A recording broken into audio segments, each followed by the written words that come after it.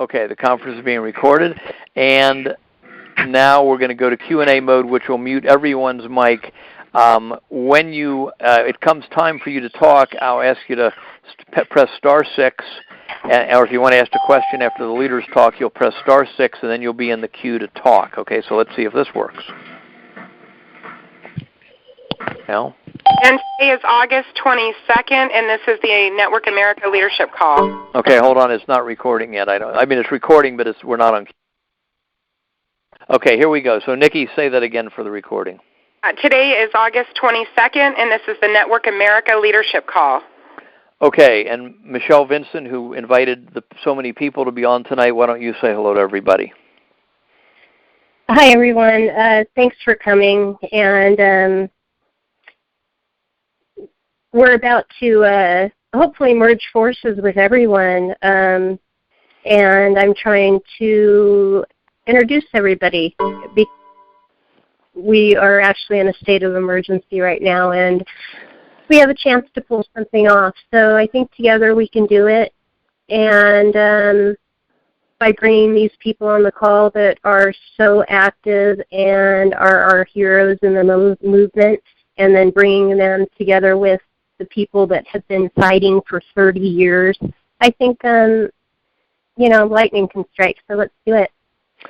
Okay, so I'm Jim Conda Jr., and I'm going to be giving the first part of the presentation, although we'll bring in Nikki for sure on the Network America. It'll be about 15 minutes here, and then we'll go to some of the leaders and Q&A and discussion. Now, and I'm going to talk. I like hard debate. I'm not going to get myself offended. I hope I don't offend any of you. But I mean straight talk is what I mean, I guess. So I'm going to tell you that without the first concept I'm going to cover, I'm going to suggest this to you because it's my belief, the Precinct Strategy, everything that's happening now, all the anger, all the energy, all the upset, all the wanting to do something for the people of this country and the world will dissipate into nothingness if this precinct strategy is not followed. I want to challenge you leaders with that, especially and everybody else, the grassroots. Just like the Ron Paul campaign of 2012 has basically dissipated into nothingness. And many people may not know, but I could take the tapes that are being made by many people, including the excellent tapes by Debbie at Sane Progressive, and they apply almost word for word to what the Ron Paul people were saying, including why did Ron Paul stand down? It's all the stuff that's being said now about Bernie and the Bernie movement was being said then, both positive and negative. Okay, so the precinct strategy is this. There's three choices before us. If somebody's got a fourth, they can bring it up. There's three choices before us, okay? And just for a little context, I got dragged into this in 1979 when I was 26 years old. I'm 63 now. Worked with the Collier brothers, who wrote the first major book, Vote Scam, The Stealing of America. In the original edition, our Cincinnati story is Chapter 12. And I found that Watch the Vote, and this is very important because by the grace of God, Watch the Vote forced the Iowa GOP to admit that their published computer results on Iowa caucus night were wrong. You know how they never always say, nobody can prove anything. No, they were forced to admit, with what I won't all go into here at this second, they were forced to admit, Iowa GOP, that their published computer count and a computer winner was wrong. On January 3rd, 2012, they said Romney was a winner. 2 weeks with the help of Edward True, who was a local Iowa caucus goer, with the help of Aaron Burnett on CNN, who picked up the story. We forced, by the grace of God, the Republican State Party of Iowa to change the winner from Romney to Santorum. Now, most of us, 99% of our people weren't Ron Paul people then, like 99% of the people we're working with now are Bernie people, okay, or Jill people. But I'm just saying, they had to admit their published computer thing on election night was wrong. Their publisher's that's wrong, and that is, as some people would say, huge if you think about it, because they're always acting like, oh no, nobody's ever proved anything. Okay, so the network, the precinct strategy is this. Okay, There's 50 states. There's 3,141 counties. Ohio has 88 counties. Florida has 67. Iowa has 99. And those are divided up into about 200 to 300,000 precincts. I get different numbers from different places. A precinct is 8 or 10 streets around your house. Cincinnati, Ohio, where I live, has about 550 precincts. And Hamilton County, where it was the county I live in, has about 900 to 1,000 precincts. Okay? So each of those precincts have if they're in a recognized party, Democrat, Republican, or if it's Libertarians recognized in California or American Independent in California or Green in California, each one of those parties have an election every 2 years.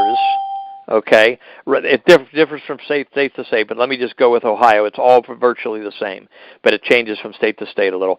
Every 2 years in the spring of the even years, they have an election for precinct executive on the ballot or in their caucus. Nobody notices it because nobody wants you to notice it, okay? And whoever gets elected from the parties in that particular, from the precincts in that particular party. So let's just take the Democratic Party right now in Hamilton County, okay?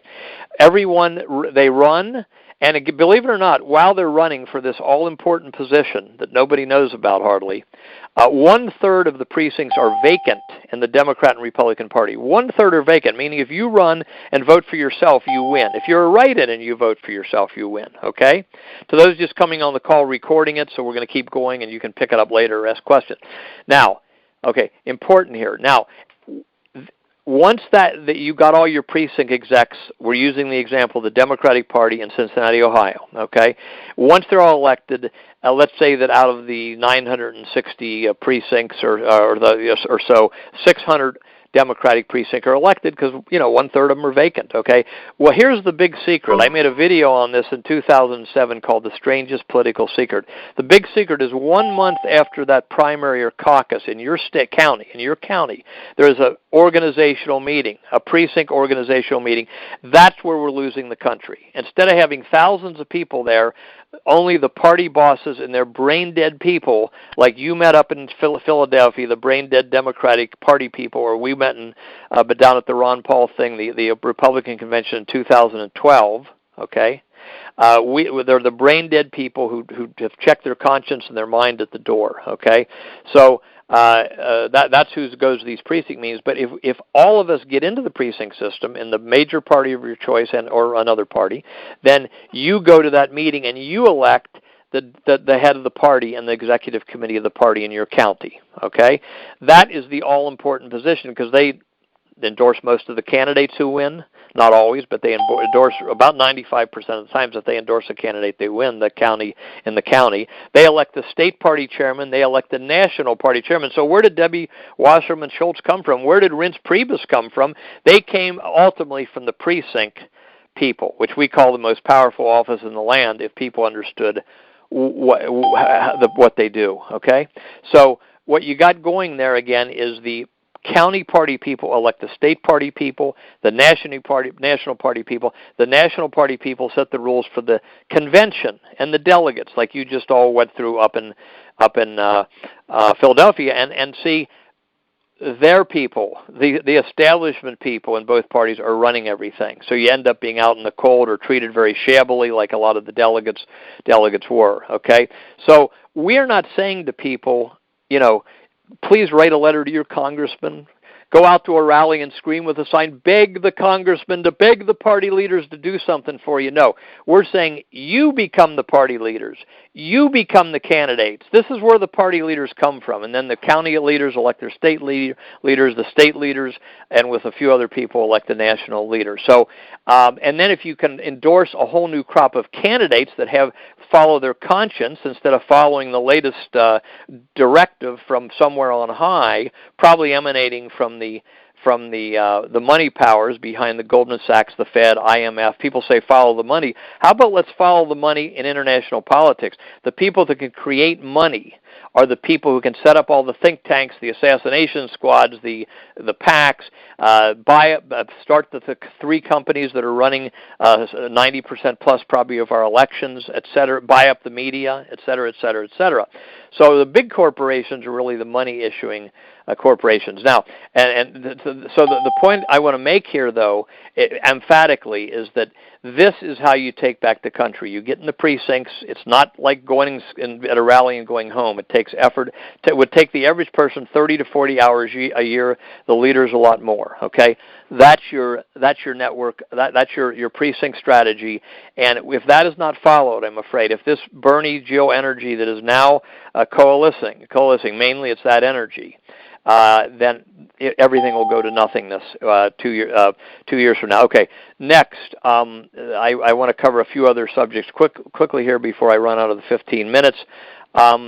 All this is about networking better, of course, networking better. Third, the reasonable access law. This is a little different than the precinct project, but if you're a congressional candidate, and in many states there's still time for you to be a write-in congressional or senatorial candidate. You go down in Cincinnati, you pay $85, sign the paper, and you're a write-in. You have the right, as any candidate on the ballot does, to put any ad you can pay for on the radio and TV stations. Now, thanks to Nikki Nelson, who's one of the hosts here tonight, we have, as of today, on electionnightgatekeepers.com, that's electionnightgatekeepers.com, under more information, the information about the reasonable access law, because I know there's a lady named Tambourine out in, I believe, Oregon, who's running for Congress out there. So she, if she can pay for it, can put any message they want. You could get on there and cuss. I'm not recommending you do this, but you could get on there and cuss for 60 seconds, and I think they have to carry the ad, or at least you could do anything you want. But of course, we want you to put on issues that will educate the public, censorship-busting issues. I mean, it would be interesting for people to know there was a walkout on Hillary at the Democratic Convention. I was watching the media almost, as much as I could. I wouldn't have known it unless Michelle Vincent had come on our call. Okay, I'm not going to spend too much on this time on this, but I want to mention money. I don't know when I'll be talking to the leaders like this again.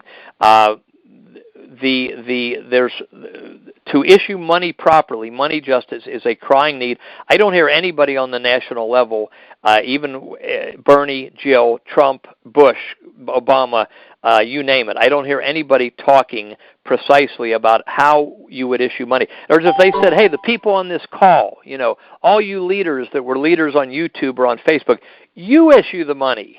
We're going to send Janet Yellen and Alan Greenspan home, and Brent Bernanke, you issue the money. What would you do?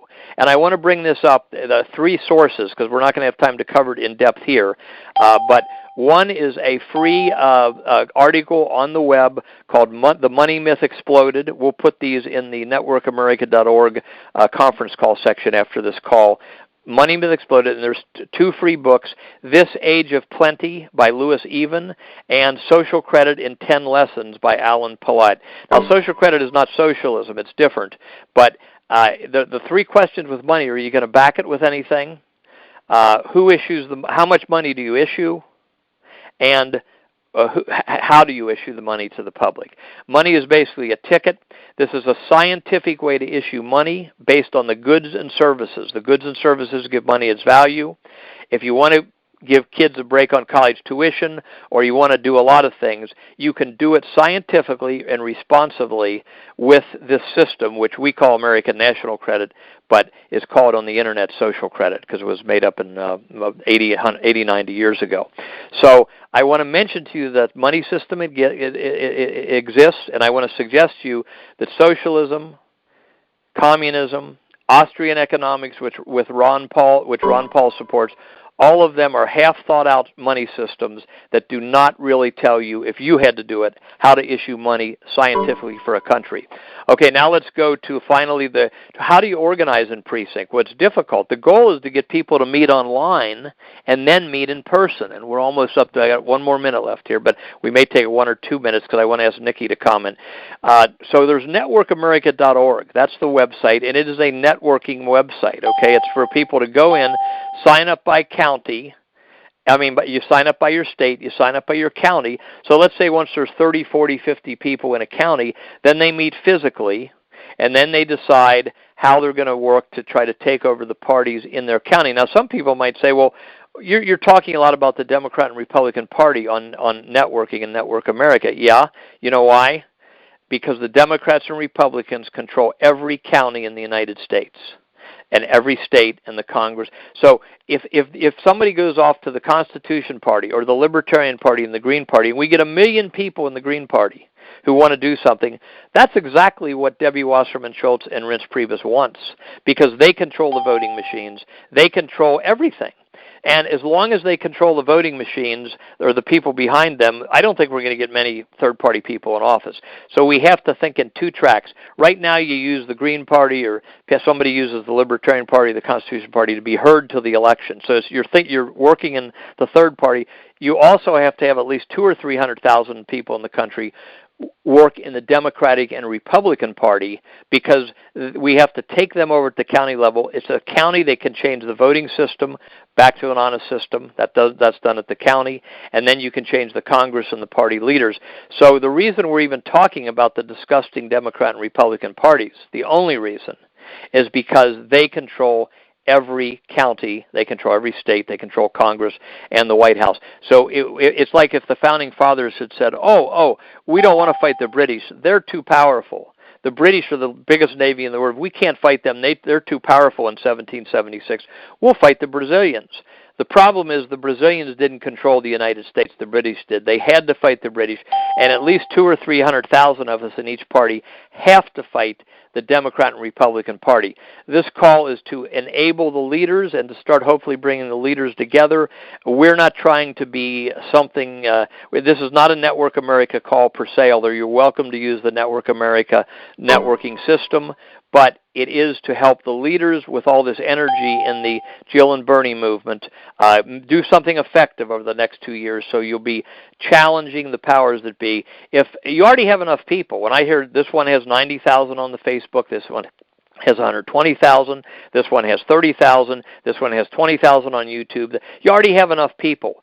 It's a matter of organizing them to go into the in this case, probably the Democratic Party. And if this happened, and if all the leaders started sounding the trumpet to do this right now for 2018, then there would, I guarantee you, be emergency meetings in New York State, New York City, and Washington, D.C. that'd be saying, what are we going to do now that the people have figured out how to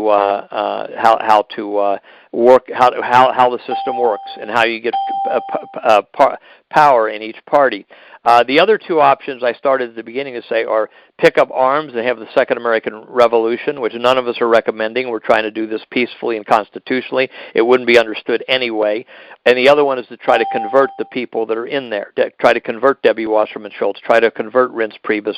And as one activist that I told this to in Florida, a lady, I said that about converting the people that were in there, and she said, next. So that can happen, but unlikely. So you pick between, we don't want to do anything violent, we want to do it peacefully and constitutionally. That's the precinct system, which is explained at networkamerica.org. Or you can beg the people in there to try to convert them to do what's right. So, Nikki, did you want to say a few words about networkamerica.org before we have Debbie come on and comment and then ask others to comment? Sure. Hi, everybody. I'm Nikki Nelson, and networkamerica.org, if you go to that website, you can click on Enter Network America, and that brings you to a system that's very similar to Facebook, and it's completely customized for the Precinct Project or any other project where you want to organize at the state and county level and or party level. So right now, I think we have 20,000 groups that are already made, and it's just drop-down menu. So as soon as you go in there, you would join the national group. There's a drop-down menu to go to your state, county, and then your party. And in the state groups, like when you first get, like for me it would be Arizona, I have a link there to the state and county election offices as well as the Secretary of State's offices. And there's also information on how to run for precinct in specific counties and states. One of the problems is it's different, the rules are different and the protocol is different for each county. So it makes it very difficult. But what's so great about this system is that once you find the information, you post it in your state or county group or your party group, and then it's in there for everybody else to share. So everybody proceeds with best practices, and I think that's probably the best way to do it. Anyways, you can make your own groups. You can organize, like I said, at the state and county level. And it's not a bad idea. We're thinking about getting some of the groups that are being taken down on Facebook right now. They're pulling people's profiles and groups. They may start backup groups in this system as well. So we're open to anybody using the group to organize and be able to voice their opinion without getting censored. And that's it. But mainly to organize. They can voice your opinion. They can also organize.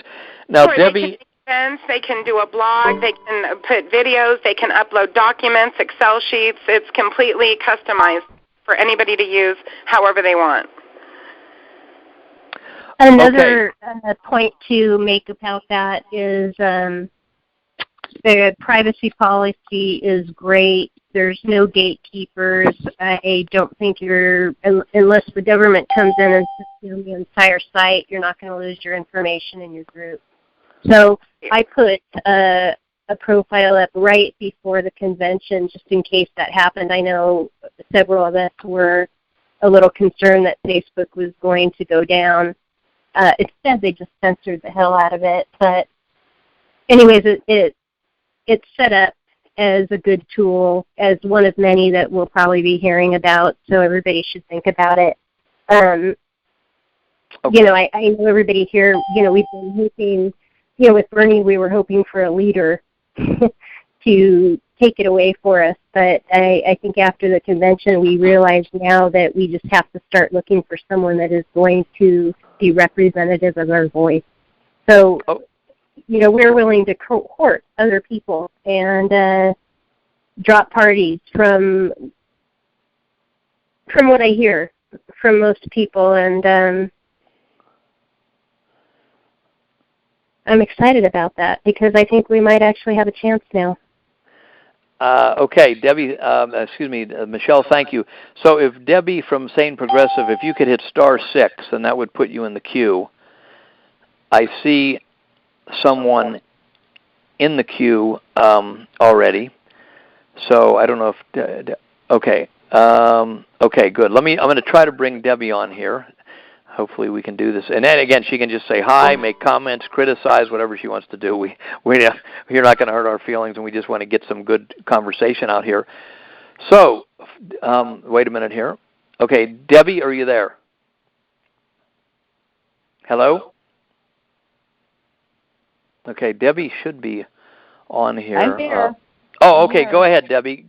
Go ahead. Me. I'm sorry. Okay, for people, I'm Debbie Lusignan. I'm Progressive, and I was invited on. Okay, you're breaking up a bit, Debbie. You're breaking up. Hold on. Can you hear me now? Yeah, it's better to not talk on speaker on these calls, but go ahead. Go ahead. No, let me get off speaker. Just hold on 1 second. Okay. All right, is that better? Yes.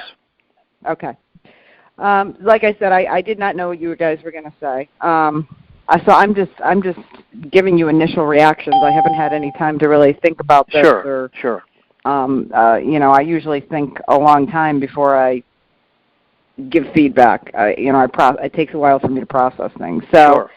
I mean, some of the things that you struck me, you said that the Democrats nor the Republicans control the voting machines.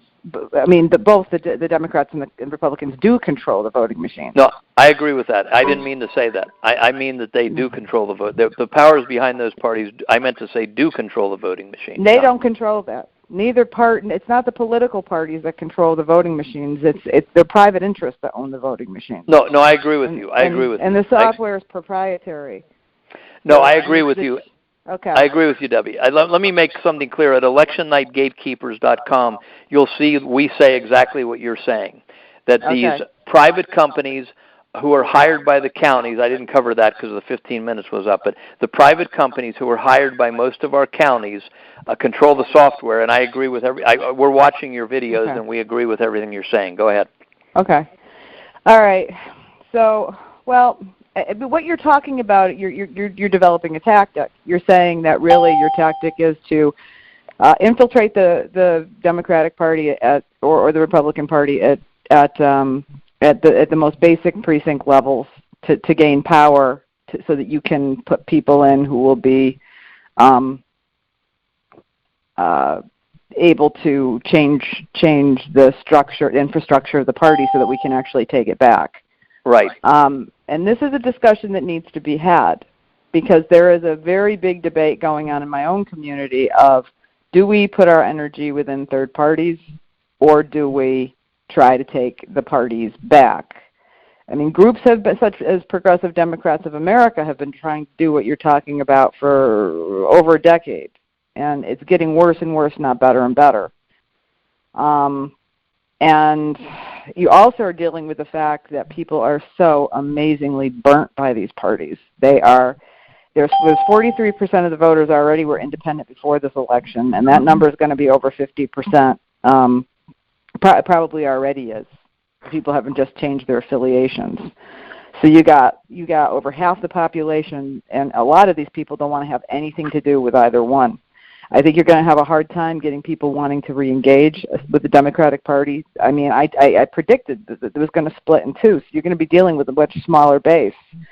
I think that your strategy for people who are determined to stay within the party is probably the best one to go with.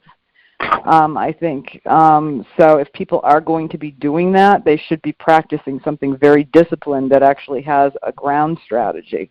And if you're going to be moving forward with doing that, it's going to be imperative that you have people come in to be doing what you're doing. After 12 years of trying to be involved in Progressive Democrats of America, being involved at the local and the state and the community level and leading local boards, I have been so done. I'm so done with the corruption. I'm so done with trying to work within the parameters of such a corrupted system that we aren't even able to implement the most basic ideas. I feel like it has been stifling, and I've tried it, and it has not worked for me. Let me ask you, can I, because you're making some very intelligent comments that are absolutely where the discussion has to be. Let me ask you a question, though. What we're talking about is doing a two-tier strategy. The third parties are necessary to give us a voice, like from now to November, and it's like it's good to build the third parties, but please respond to the fact that, or the assertion, I should say, and I think it's a fact too, that the Democrats and Republicans control every county. So I know how corrupt it is. I say you may hate the Democratic and Republican Party worse than I do, but maybe not. I mean, I hate them politically as much as you can hate them because they're so corrupt. But if they control every county, how do we get around challenging them for those counties? In other words, we just need a lot of people to get in there. We need enough people and to overwhelm them. And yes, we'll have legal fights and that. But if they control every county, how can we avoid trying to take the Democrat over the Democrat and Republican parties in order to take back the counties in the country? There's only 200,000 people right now involved seriously with the Green Party. Okay. We don't have the numbers. We need people who are actually willing to commit to a third-party strategy. If people aren't actually going to show up and create a third party, you're right. That's not going to work. Well, that's not going to work either. It's about people. What's going to get people engaged? I'm not saying that your strategy, is not something that might not be feasible. I just know that I have been given so much energy that I don't want to go anywhere near it. I find it toxic. I find it stifling. I find that it takes all my creativity away. When I went to the Green Party convention, and I went to Houston to check them out, and I saw a lot of flaws with them. I was not like it was a perfect convention, but what I did see that I do not see trying to work on any level with the Democrats, and I've worked on the local, state, and national level with the Democrats. I've been involved in Democratic Party politics since I was 20 years old. I'm 45. Is that the Green Party had the open perspective of being able to build something. And it's like, and I did, it's like it was like banging your head on brick walls. I just can't bang my head on a brick wall anymore. I think that there, and my personal view, and everybody's got a different role in this. When I say this, and I'm not trying to tear down your idea, because I think that there's going to be a lot of people who are going to who are definitely going to stay with the Democratic Party, and you guys should be leading a strategy structure. And to be starting with the infrastructure is actually absolutely where it needs to be. my role is not so much going to be in party politics anymore. It stifles my voice too much. My role is what I'm going to be doing moving forward is leading on social media, leading on working so that people are getting live feeds all over the country to develop a grassroots media network, and to really work on how we change perception around politics, how we talk about politics in a way that takes it out of broken corporate media narratives that don't work. Okay. So I am probably not the best person. I'm going to hand this over because there's other people who want to talk. But that's where I'm coming from for my own work. No, I got you, and I hope you'll at least keep it a little a study on this. But let me ask you one question before we go. This is Debbie from Sane Progressive, everybody who's just joined, and I'm Jim running the board tonight and with Network America. What if there were 10 million people in the Green Party right now? How would they make their influence felt if the Democrats and Republicans control every county and they control the voting machines? I mean, the people behind them control the voting. I think we're going to change the voting system by exposing what the voting system is. Jill Stein has an opportunity. She's not taking it, but I've been trying to talk to the Green Party about using her candidacy to expose the fraud that is occurring. Because there's massive fraud already going on with Jill Stein in the fact that the polling that they're using is saying, a lot of these polls are saying that Jill Stein is at 2%. Are you kidding me? That mathematically makes no sense. Jill Stein is definitely higher than that number. Right. She was a backup plan for the majority of Bernie Sanders supporters. She's not talking about how they're rigging the polls. I don't know how she's ever even going to get in the debates because they're going to rig those polls. She could, like Rocky DeFuente. Rocky DeFuente. He was a Democratic primary candidate. He was on the ballot all over the country. He is challenging because he was a candidate who ran against them. He has recourse that only candidates who were in the race actually could ask for. He is actually, I think, with the filings that he's putting out in California, going to expose the election fraud. And if you can actually expose the election fraud, if you can actually finally get it to the public that these elections are actually rigged and the public turns its trust away from the process, you'll get change. A lot of the work we have to do is not going to be around party structures. It's going to be finding ways to break open things so that truth is revealed and we're going to have new ways forward. So okay, well that's a good discussion opener for this call.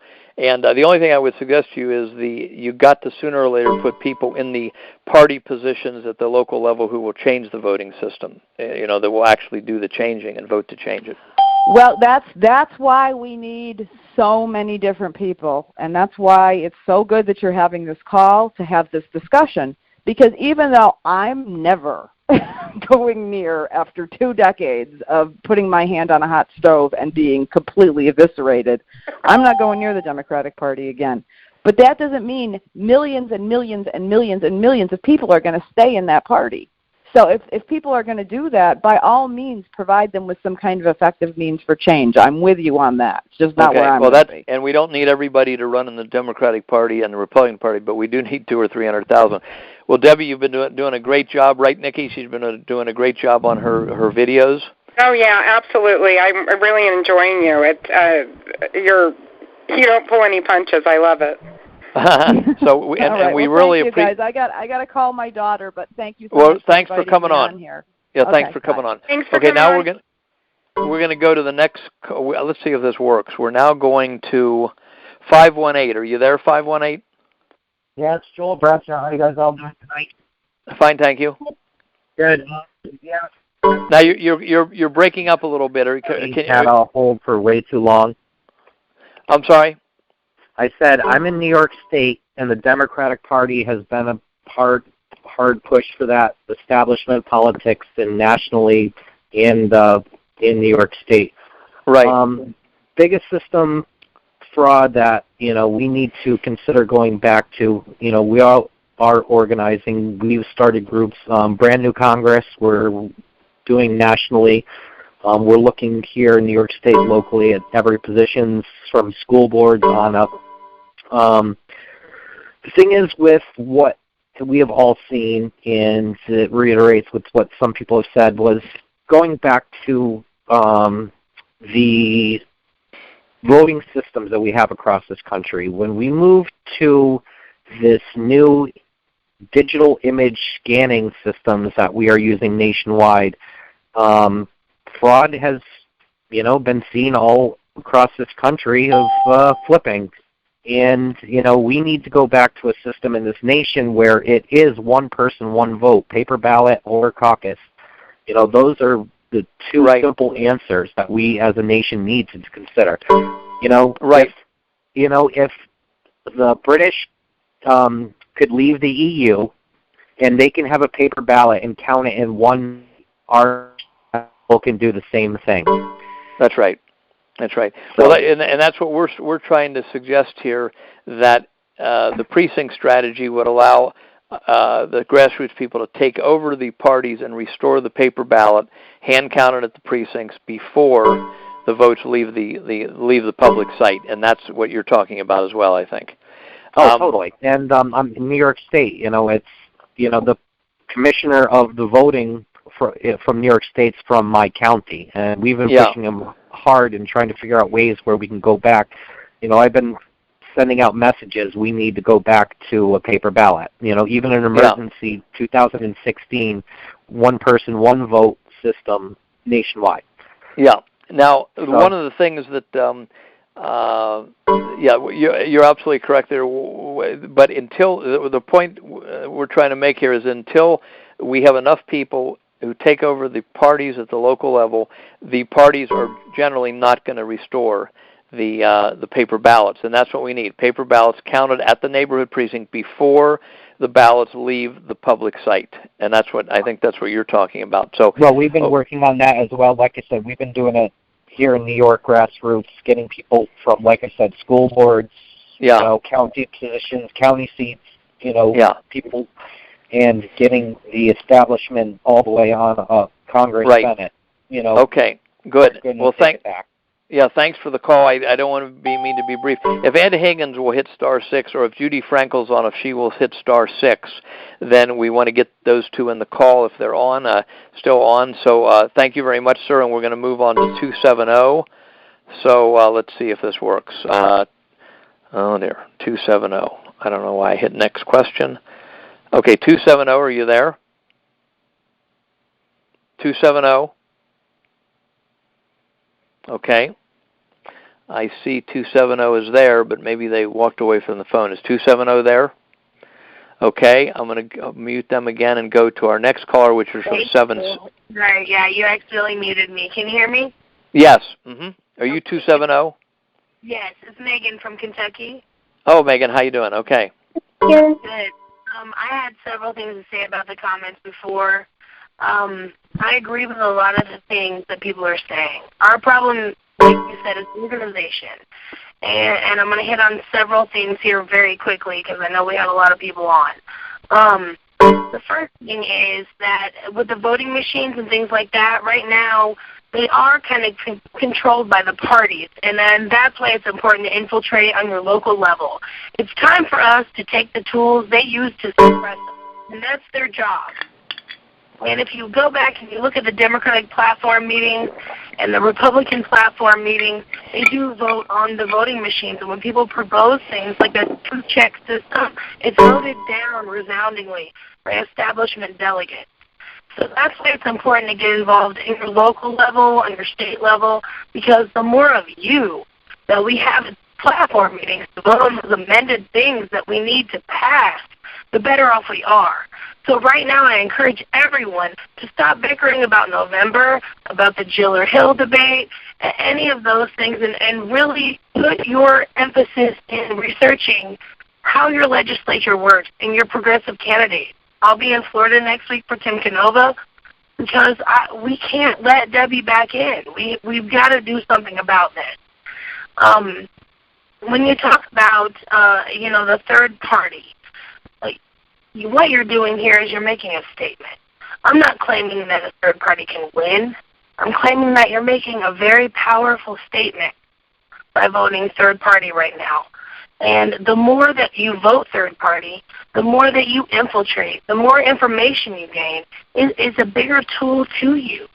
And we need to use this information against the people that are doing this to us. And that's how we do it. It's very meticulous work, and it takes a lot, but it's very important. Yeah. Okay, now, Megan, you can get back in the queue. That's important comments. I wanted to mention, while I'm thinking about it in relation to all this, that when Debbie said we on this call are just trying to bring, hopefully, the Bernie and Jill leaders together to sound the trumpet, to build the third party, yes, make a statement, but also get in the Democratic Party to try to take them over and restore the voting. So both things, but it's only if a lot of Bernie leaders that have the big Facebook pages and the big audiences tell people to do this, that people are going to understand what to do. So it's more like the leaders. I'm not trying to become a leader in the Bernie Joe movement, because I'm more of a Ron Paul guy, but if those leaders sound the trumpet, it can happen. So, Megan, if we stay on, you can get back in the queue, but let me go on. And again, if Ed Higgins is on or Judy Franco, hit *6 and get in the queue. Thank you, Megan. We have 3 people in the queue. Let's see if the next question will work this time. 770, are you there? 770. Yes, I am. Hi, my name is Linda. Hi. And my question is centered more around exit polling. Yeah. As you know, the press had removed exit polling when it was revealed that it was helping build a case against the DNC and Hillary Clinton, because it was revealing there was election fraud involved. Yeah. And I was just wondering, in the work that Bob Fritakis is doing and Cliff Arnabach is doing, is there any effort in trying to do our own exit polling for the November election to show if there's going to be any more fraud involved? Yeah, I would say that personally that the exit polls do not hold up in court. Okay, but if somebody wants to do them to find out what happened in their, where they're doing the exit poll, that might be useful to someone like Arnebeck or Bob Fitrakis with the lawsuits. John Brakey of Arizona, Mr. Charnan of Florida, and James Philip Hayes have done excellent work on exit polls. But the exit polls are all done, the official ones are all done by the 5 TV networks through their jointly owned company, National Election Pool. But can we trust them? Oh, of course not. Of course not. They're the biggest. That's what I'm saying. Are we going to be doing our own independent exit polling? Yeah, Watch the Vote will not be coordinating it, or Network America. We have a Watch the Vote call tomorrow night. If people want to join that at watchthevoteusa.com. But there are some groups who may be coordinating that thing. Like you might want to get in touch with Black Box Voting, Bev Harris, blackboxvoting.org. Okay, but if that's done, then you've got to have a central source to send them into, and then see if it somehow exposes that the exit polls don't come out like the computer count does, which is a fact. That the exit polls often do not come out like the computer count does. But we're more advocating that people simply try to advocate getting rid of the computers altogether and hand count the paper ballots at the precincts before the votes leave the precincts. Some of you may have heard that Trump on August 1 said, when he said, "I'm afraid the November election is going to be rigged against me," caused a big firestorm. His supporter, Roger Stone, who's the best-selling author of The Clintons' War on Women and Jeb and the Bush crime family, he is hitting right between the eyes on C-SPAN yesterday that it's election fraud, it's the election computers, et cetera, et cetera, et cetera. So that is exactly on point. So, again, I admire those who have the energy to do exit polls. I might suggest you contact blackboxvoting.org to see what they would suggest. They have their finger a lot of times on what's happening. But we at Watch the Vote Network America, we do not look at the exit polls as something that's legally binding and therefore is something that we can actually make any serious headway to turn the situation around on. But they're admirable, those people that do them. Okay? Okay. Thank you. Thank you. Okay, we're going to go now. If you want to get in the queue, you got to hit *6, and we are going to now try to go to area code 240. Okay, let's see if that works. And we go to the next question. It doesn't unmute. Is 240 there? Is 240 there? Okay, I tried to unmute you. Is 240 there? Hello? Hit *6 to unmute, maybe. There you go. Okay. Who is this then? Or if you can use first name or whatever. Is this 240? That was Michelle. I thought you had it. It looks like he's on mute. He's unmuted on the board. Okay, so let's see. If 240 is there, unmute. Just hit *6 again. If not, we're going to go to 773, and we'll unmute 773. I hope. Let's see. Can I also suggest for people that are on Facebook and that are on the event page, I'm going to be monitoring the discussion. So if you have something that you need to say, break in. Maybe if we need to get to you sooner, put it on there, and I'll keep it on watch. Okay, and how do people get to the Facebook page? The event page is actually posted on the Network America Facebook, and it's also posted on my personal page and tons of other people's personal page. But it's actually the event call. There's an about section and a discussion section where people can post. Okay, so there's a Network America Facebook page? Yes. Okay, and people can go there and comment. Okay. So 240 does not seem to be responding. If 240 is there, you might hit *6 and see if it unmutes you. We show you as unmuted. So if not, I'm going to try to go to 773, which is in the queue. Anyone that wants to comment, hit *6 to get into the comment field, and let me see if I can unmute 773. Okay, 773, are you there? Yes, hi. Hi. This is Dr. Laura Chamberlain of Who's Counting Chicago. Hi, and Doctor. We were the ones that put up the video about the audits, the unlawful audits in Chicago. Yep. Yes. So we are definitely. And I'm so sorry? We're glad to hear from you. Glad you called back. And since we have so many new people on the call, maybe you can introduce yourself again. Oh, okay, great.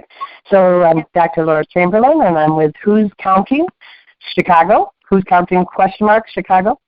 And so we are definitely going to go for monitoring the audits and trying to improve the audit process here in Chicago for the November election. And I think there's another group that it's called Oversight, Citizens Oversight. They're trying to get Doctor, are you doing, just to be clear, are you doing exit polls? Are you coordinating people that want to do exit polls? No, we are not doing exit polls. That is a very, very, we looked into that. That's a really, really labor-intensive thing to do, is exit polls. We're going for the audits of our vote again, okay? And explain what the audit is for those of us that don't know. Explain what the audit is. Almost all the states have called for some kind of audit after the election where at least some of the ballots and some of the electronic voting machines, if they have a paper trail, are actually hand counted again. Okay, or in the case of the paper ballots, sometimes they're run through another machine. So there's an audit process in almost every single state, and it happens after the election. And it's a way of getting in and trying to do a hand count of the ballots. You can kind of, if you watch really quickly and you act really quickly, you can actually do a hand count of most of the ballots, and you can watch them hand count the paper trail of the electronic machines. And you can, it's like a sampling of the election. It's a sampling of the election. And almost every state has some kind, 1%, up to 5%. Here in Illinois, we have 5%. And we are absolutely for paper ballots and hand counts. There's no question about that. But in Illinois, that would take a state bill, and we'd have to go to the state legislature to do that. And it is, replacing elected officials again to try to get the ones in there that would be conducive to voting for that kind of change. I think that the precinct work is really, really good here in Chicago. We have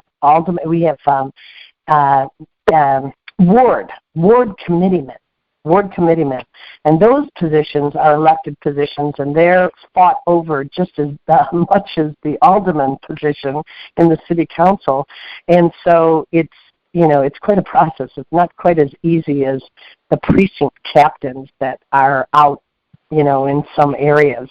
So just FYI, it's not always as easy as you think to get these precinct captains in. But it's definitely a good strategy for where there are precinct captains. And I know here in Illinois that some people are doing that. They're going and they're applying to be precinct captains. And so that is helpful because you get into the Democratic structure.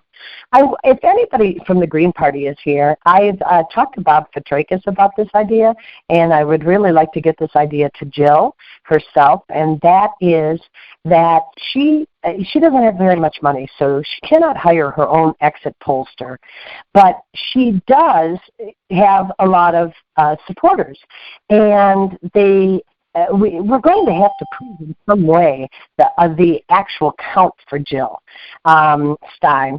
I'm sure the Johnson folks are thinking about how to prove their count as well. And one of the things that I have recommended to them, the Green Party, is that she could put up on her website a downloadable affidavit.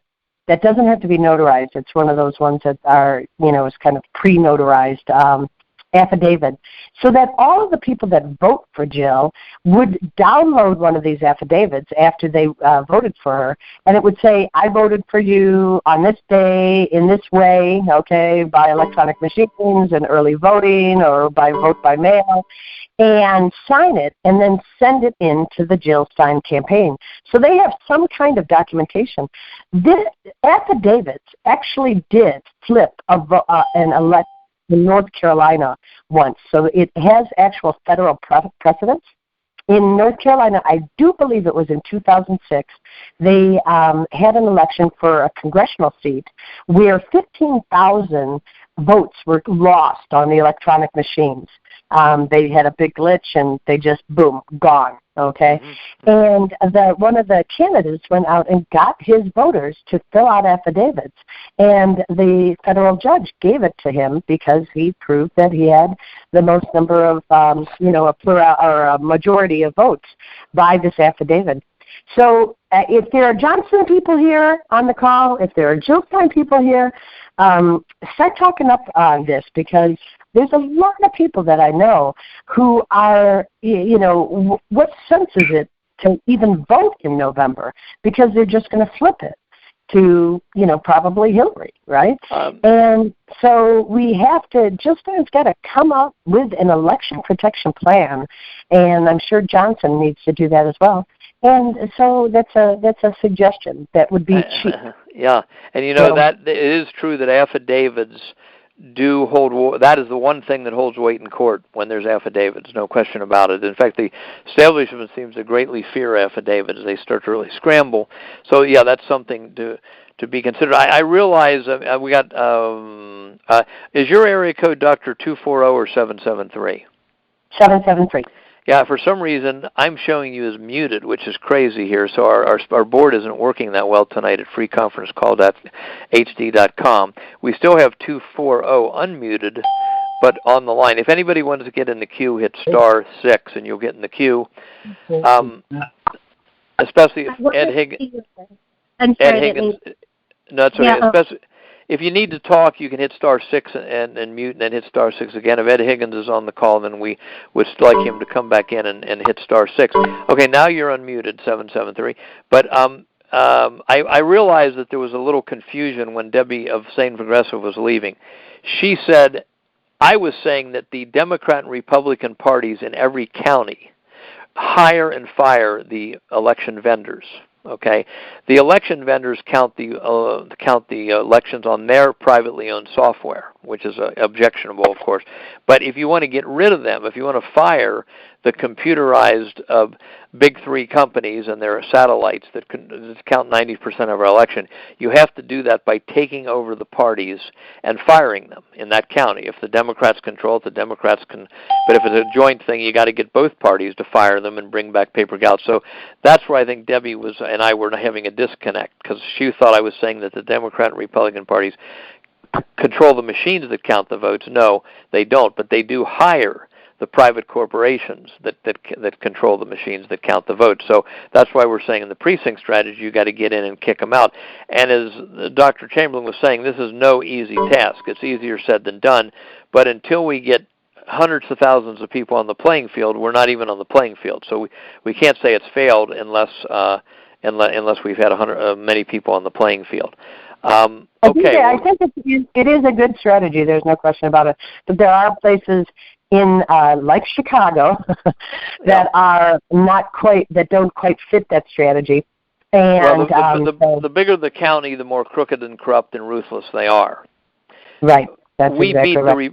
We beat the Republican Party here in 1990, and they rushed it up to the Supreme Court and stole it from us within 3 weeks. So, I mean, it's easier said than done in the big cities. We do have examples on Network America, 2 counties where the grassroots took over, Warren County, Ohio, and the other one was Boone County, Kentucky, that we have as examples. I'm sure there's others. But unless at this juncture, unless a lot of the Bernie leaders and Jill leaders blow the trumpet for everyone to work on, in addition to their building their third party, getting into the Democrat and Republican parties, I'm afraid that we're not going to be any further along 2 years than we are now, 2 years along as we are now. So I guess we got a few other callers in the queue, Doctor. Did you want to say anything else? And of course, you can jump back in the queue if you want later. If you want. Just, if you're in Chicago, please like us on Facebook. Who's counting? !Chicago. And we are going to be having some serious election protection training going into November, so you can watch. And what is your website? It's at Facebook. It's Who's Counting? !Chicago. So Who's Counting Chicago, right? All right. It's on Facebook, and just watch for it on Facebook. That's the best place to watch for it. Thanks so much. Thank you. Hey, okay, Laura. we're going to try. Hello. Laura, this is Michelle. Are you still there? I think she might have jumped off. Oh, I was just going to say she was hoping for someone with the Green Party, and of course a lot of people know that Ed is campaigning for the Green Party. Ed's going to pop in and off on the phone. He's traveling, and he's constantly working. Okay. He popped off, he'll pop on, probably on and off throughout the call. So. Okay, well, he is welcome to hit *6 and get in the queue if he wants. We're now going to go to 708. 240 is hanging there and doesn't seem to be, I don't seem to be able to move on. Is 240 there? Oh, yes, I'm right here. Hi. Okay, go ahead then, because you've been waiting in the queue, but we haven't been able to hear a response from you, so go ahead. Yeah. Okay. Good evening, everybody. My name is Rene. I'm from Clark County, Nevada. Okay. I've listened, and I'm really enthusiastic about everything we have talked about. I know it is a good idea if we do crash these 2 parties, take them over. And my own thought is, I think we should take whatever means that is available at our disposal. I mean, if it ends up that we would crash the entire system to rebuild from the ashes, it will still work too. This is what I think. If we want to really change the process at the local levels, we can easily do that. We would face some resistance, but what I've noticed that has been working all around the country is this idea of sponsoring local ballot initiatives. Okay. yes, if we can come up, if we can sponsor those initiatives that would, popular initiatives that will change the process, that makes a lot of sense to the common man, we would have a fair shot at doing that. Okay. And in the process, we can gain a lot of support from people who are not as enlightened as some of us are. And when we are doing that, it also gives room for competition. What is competition? Competition means we should have more choices. If people know that there is a third party that we can go to, if they don't listen to us, I believe they would definitely listen. Well, okay.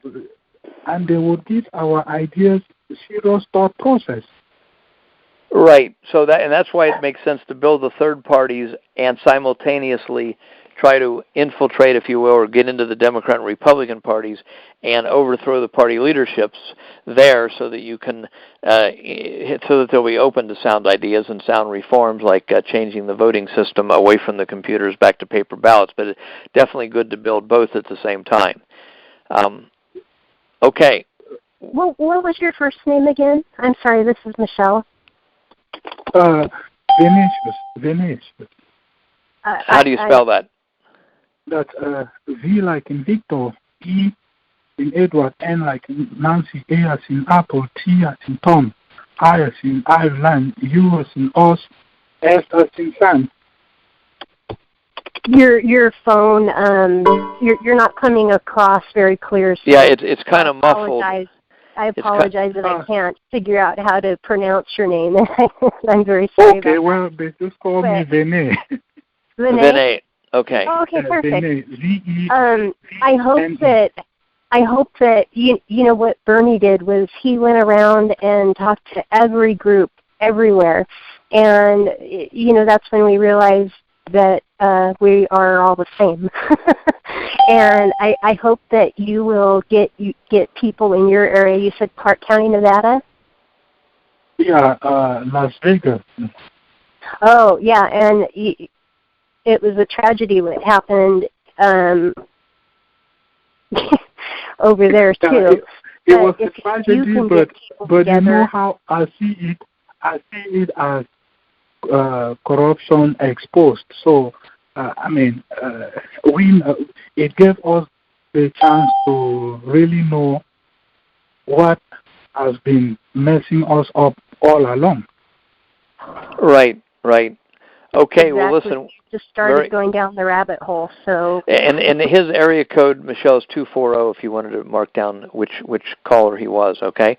So. Yeah, that would be great. And then, like I said, anybody, I really encourage everyone to connect. You can connect on the event page if you want. That way, you can exchange emails, phone numbers, and I would keep them off. Maybe even put them off on the paper. We can't count really on Facebook.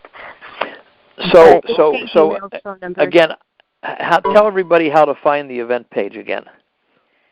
Just go to Facebook, search Network America, and you'll find the group. We just created it.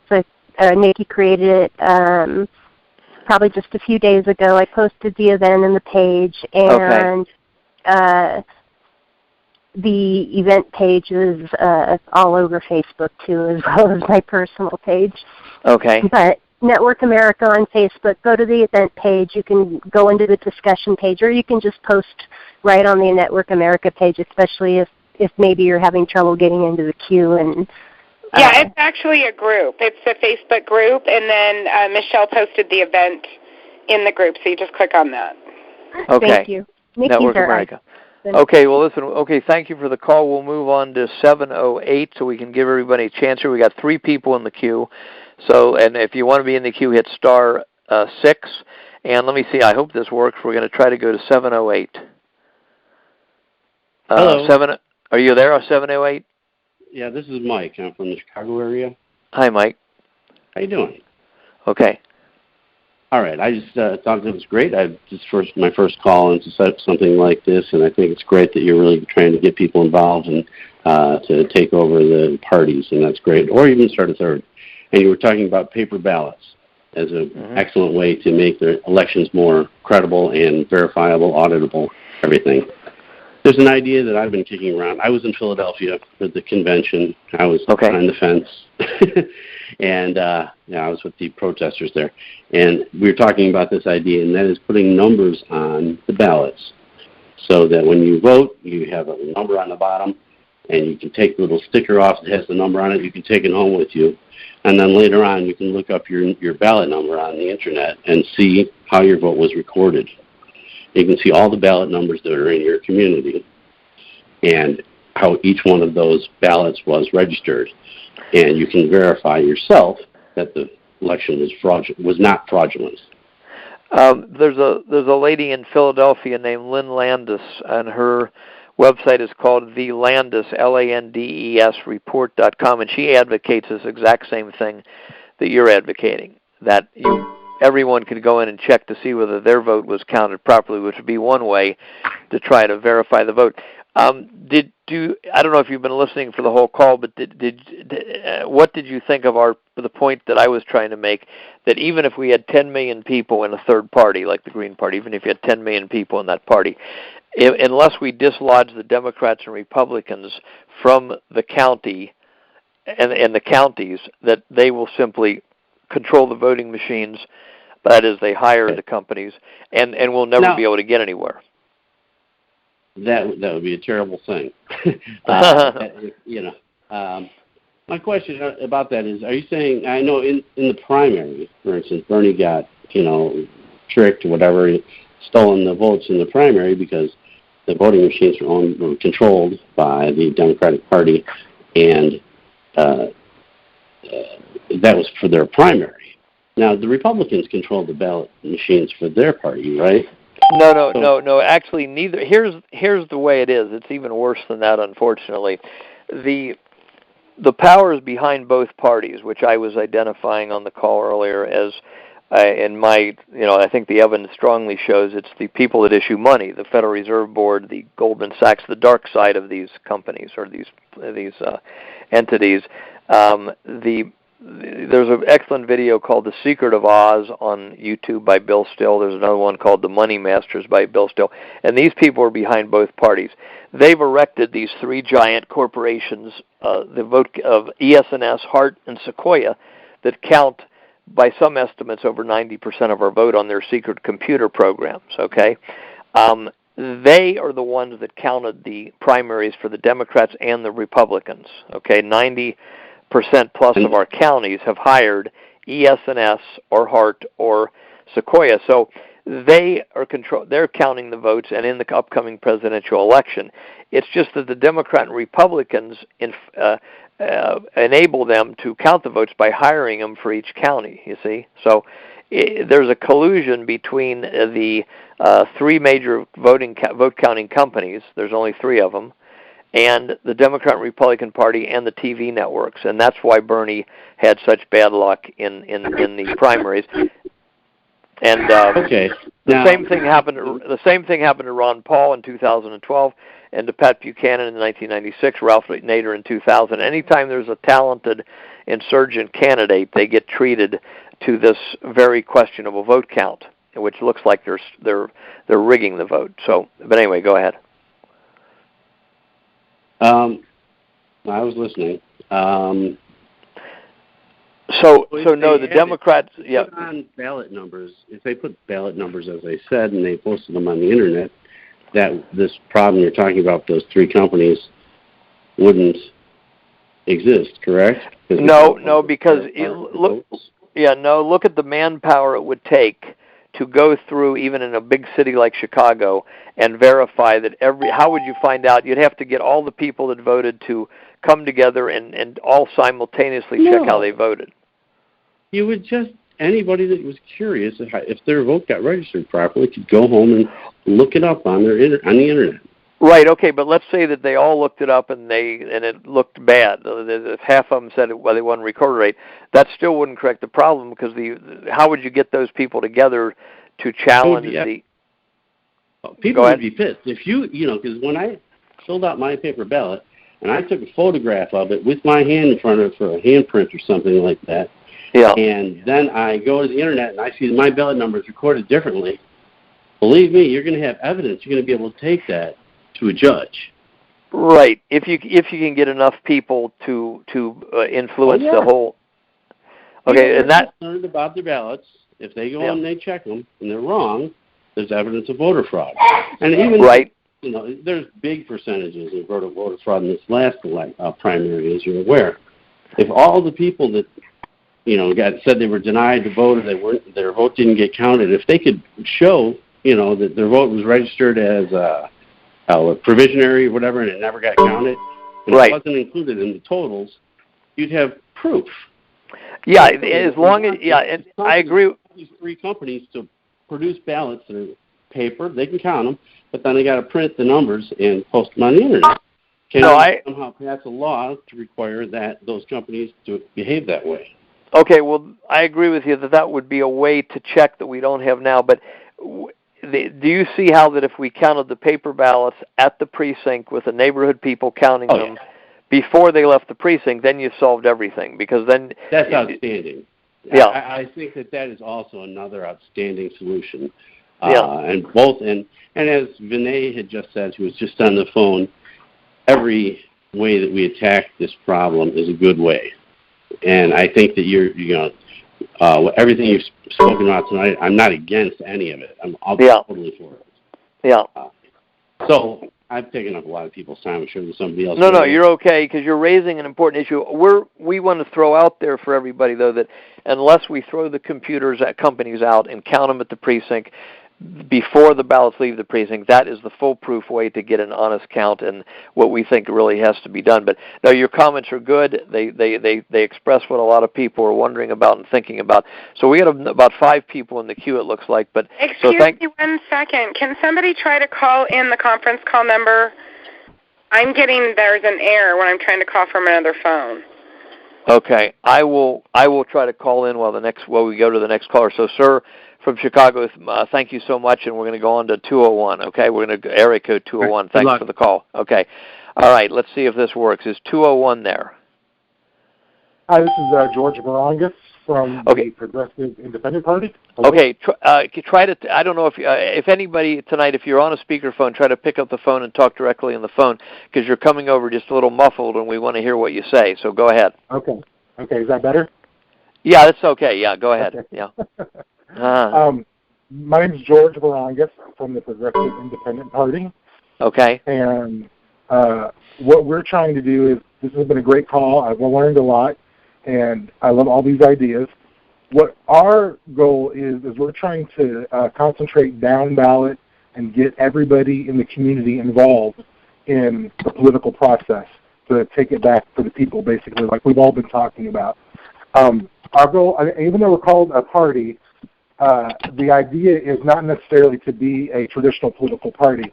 Our idea is that we want to build a coalition of progressive groups, progressive people, independents, whatever their party affiliation.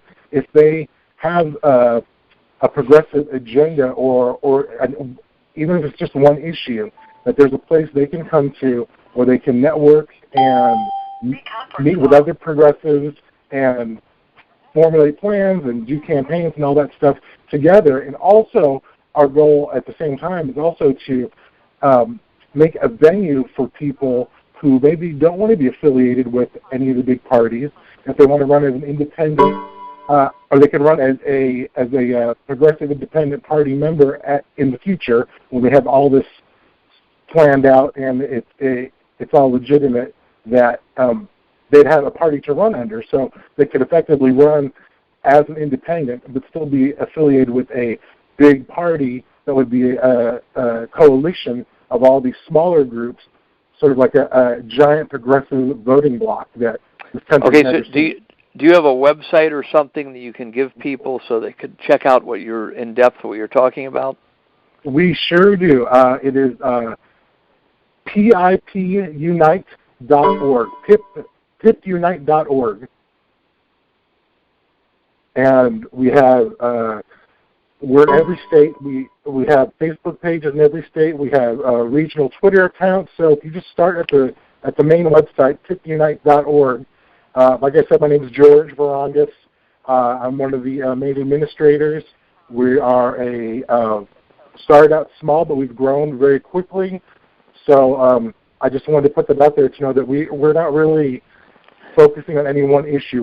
We're trying to form a broad base. We're working on our platform, and the idea is to eventually have to be running as a coalition, but with a board and everything, so people from different groups have the opportunity to file through and everything and be part of the group. So okay, now could you respond to the assertion we made at the beginning of the call that we should build the third parties so that everyone has a voice all year long, but we also need to send a few 100,000 people in the Democratic and Republican parties to change their leadership so that they will restore honest voting and do some other good things. Do you see the wisdom of that or not?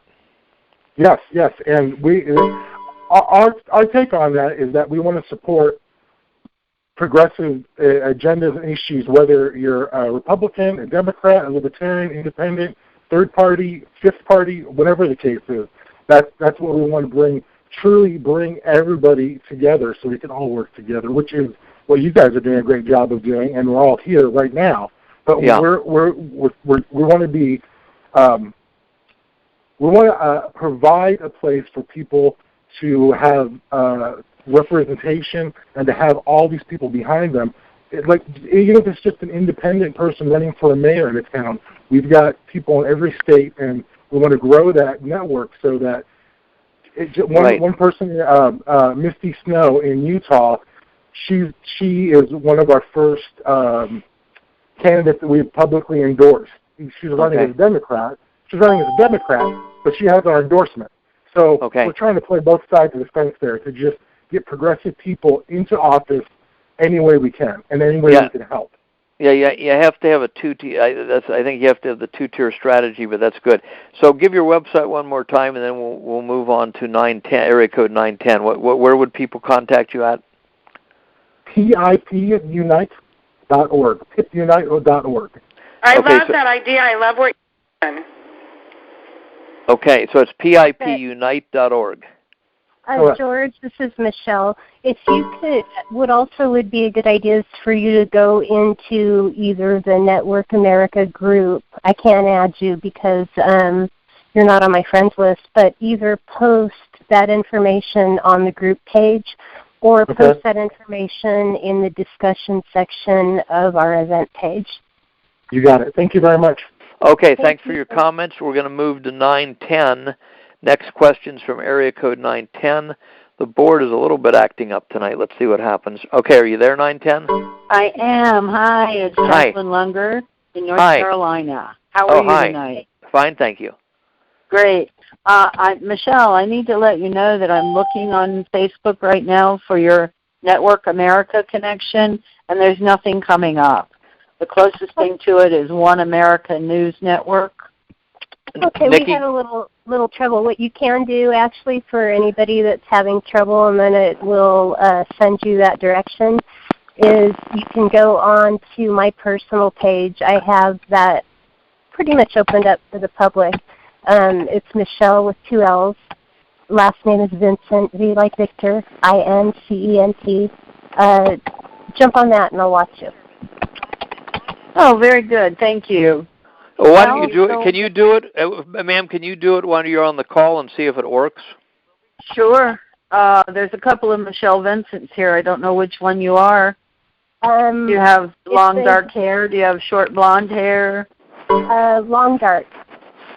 Okay. We're brave. So you would be the first one then. I've got you on here as an acquaintance now. Okay, and it looks like I just found you. Okay. Perfect. Okay. Thank you. The other thing I wanted to do was respond to your issue about getting people to work within the Democratic and Republican parties to bring about change. I have no desire to bring about change. I have desire to punish them for the way they've treated us. My goal is to dismantle them until they beg us to take them into our party. I think you have a lot of company. From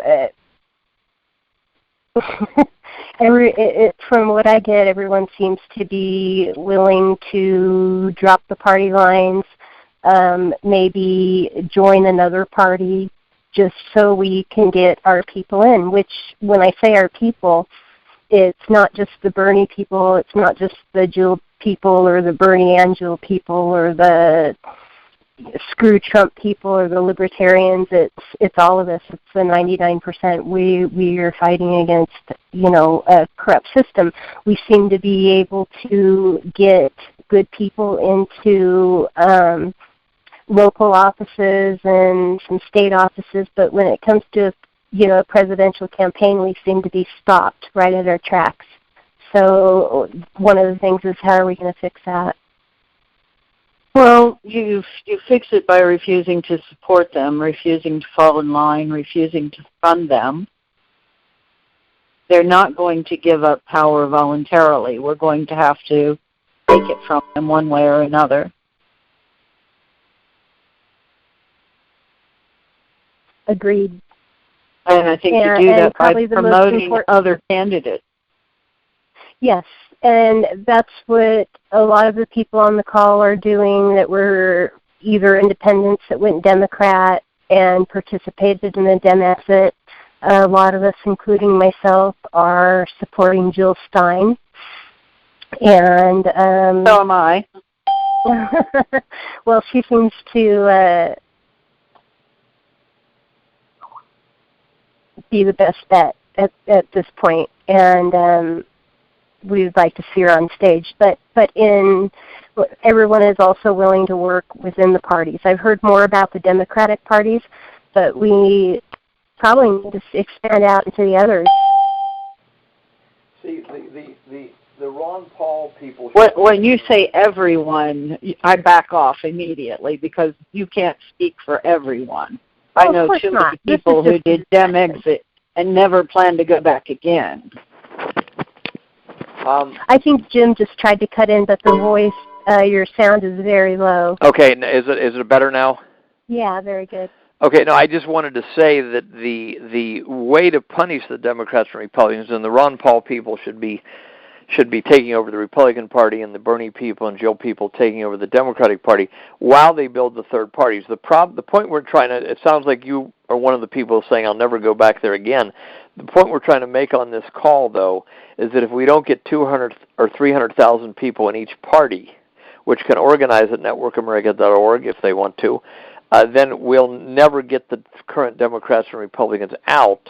They'll stay in control of the voting machines, meaning they hire these big three companies, and we'll never get them out. In other words, the third parties, Jill Stein, Gary Johnson, the Constitution Party, they're checkmated for the next 1,000 years, as long as the Democrats and Republicans are hiring these three big companies that are keeping the Democrats and Republicans in power. Well, in North Carolina, the Board of Elections hires the company.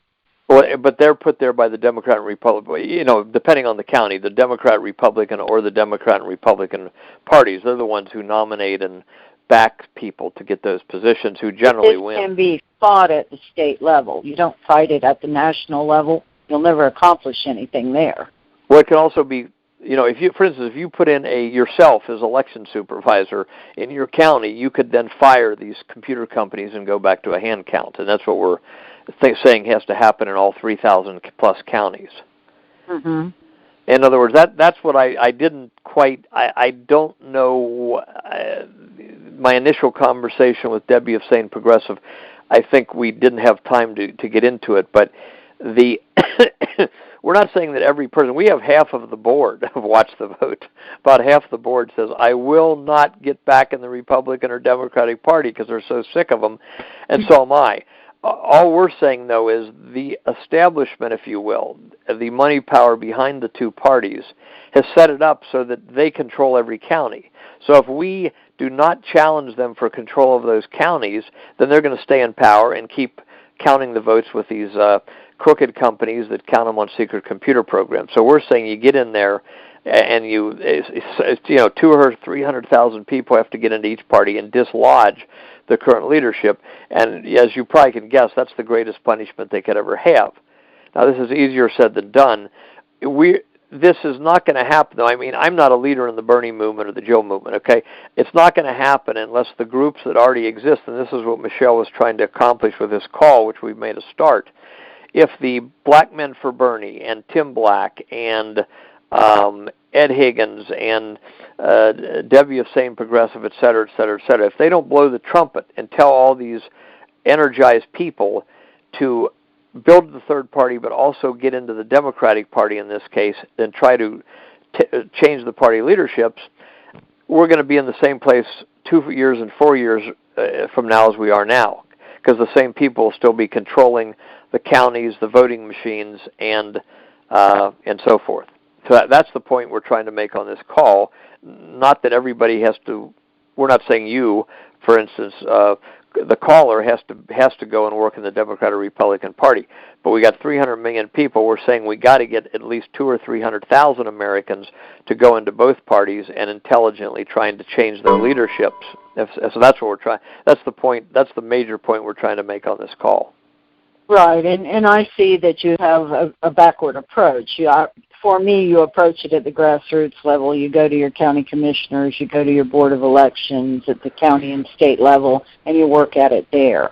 Now, what if they're corrupt, though, like they are in most counties? Most of these. Well, that's where you have a better ability to confront it, because you're much closer to them there than you are at a big manifested national party that really doesn't exist.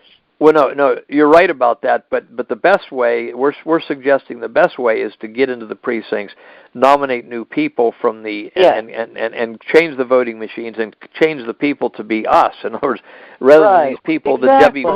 Yeah, and that's what we're suggesting. Yeah. Yes, I agree with you there. Well, good. Okay. Well, listen, everyone who wants to, if you want to, you can get back in the queue. But we got a few more people in the queue, so we appreciate your comments, and we'll go on to another call if it's okay. And Jim? Yeah. Oh, just to let you know, it's if you repeat how to get into the queue one more time for everyone. I'm sorry. You hit star 6. Hit star 6 if you hit star 6 if you want to get in the queue. Go ahead, Michelle. Okay, and I just Ray Lutz from Citizens Overnight's going to be, or correction, Ray from Citizens Oversight is going to be calling in any second. Okay, well, when he calls in... 619 area code, so if you can look out for him. Okay, I will look out for him, and we'll keep... maybe you do, too, and then break in time to hit star 6 when he calls in. So thanks a lot, 910, for your call. We appreciate it. You can get back in the queue if we run out of callers here. So we're going to go now to 219. Thank you. Thank you. Okay, so 219, are you there? Hello? Hello, 219? Hello? Yes, can you hear us? Can you hear me? Yes. Are you 219? Are you from area code 219? I'm from 219, yes. Okay, go ahead, sir. I've been listening to everything you said, and I know about getting other people into the precincts and everything, and what Debbie says I think is very important as well. She's not going to ever come back to that point, what you're saying. So why does it have to be? I mean, I think if we'd make, 3 different groups, or there can be focus on each of these issues in each of these areas that certain people can work on and collectively, because I feel like we're so divided and kind of scattered right now. So, okay, don't hang up, of course, but let me just answer that, then you comment again. We're suggesting that you need about 200,000 to 300,000, somewhere in there, people in each party. So there's 300 million people in the country, okay?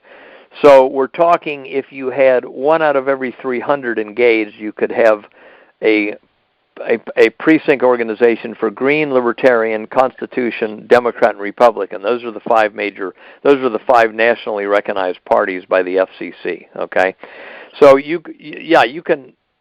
Debbie says she's going to build the Green, and other people are saying that.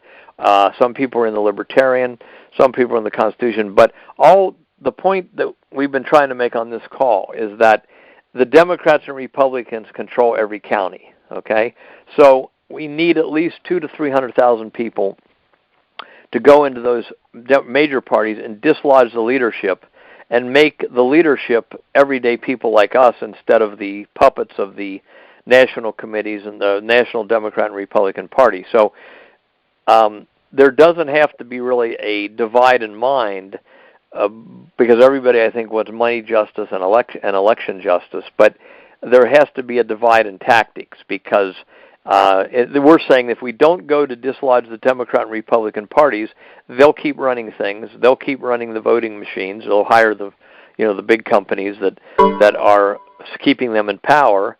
I think often fraudulently, and that's the problem. We're going to have a problem of never being able to, and the third parties will never make any progress if those who are against the third parties are counting the votes on secret computer programs. So that's why we're saying we have to also have part of the people go into the Democrat and Republican Party. Does that make any sense? That does make a lot of sense. And what her point was today in a video that I saw of Debbie's was her point about getting the Green Party, Libertarian, any third party elected. The problem being is that the system is so corrupt and the voting machines are so rigged, and it's never going to happen. So I'm saying is you would focus on what you're doing there and say, cool, that's fine. We're going to handle it on this end. You tell Debbie you support her. Say, okay, we know what you are, and we know a lot of people. You go over there and do that.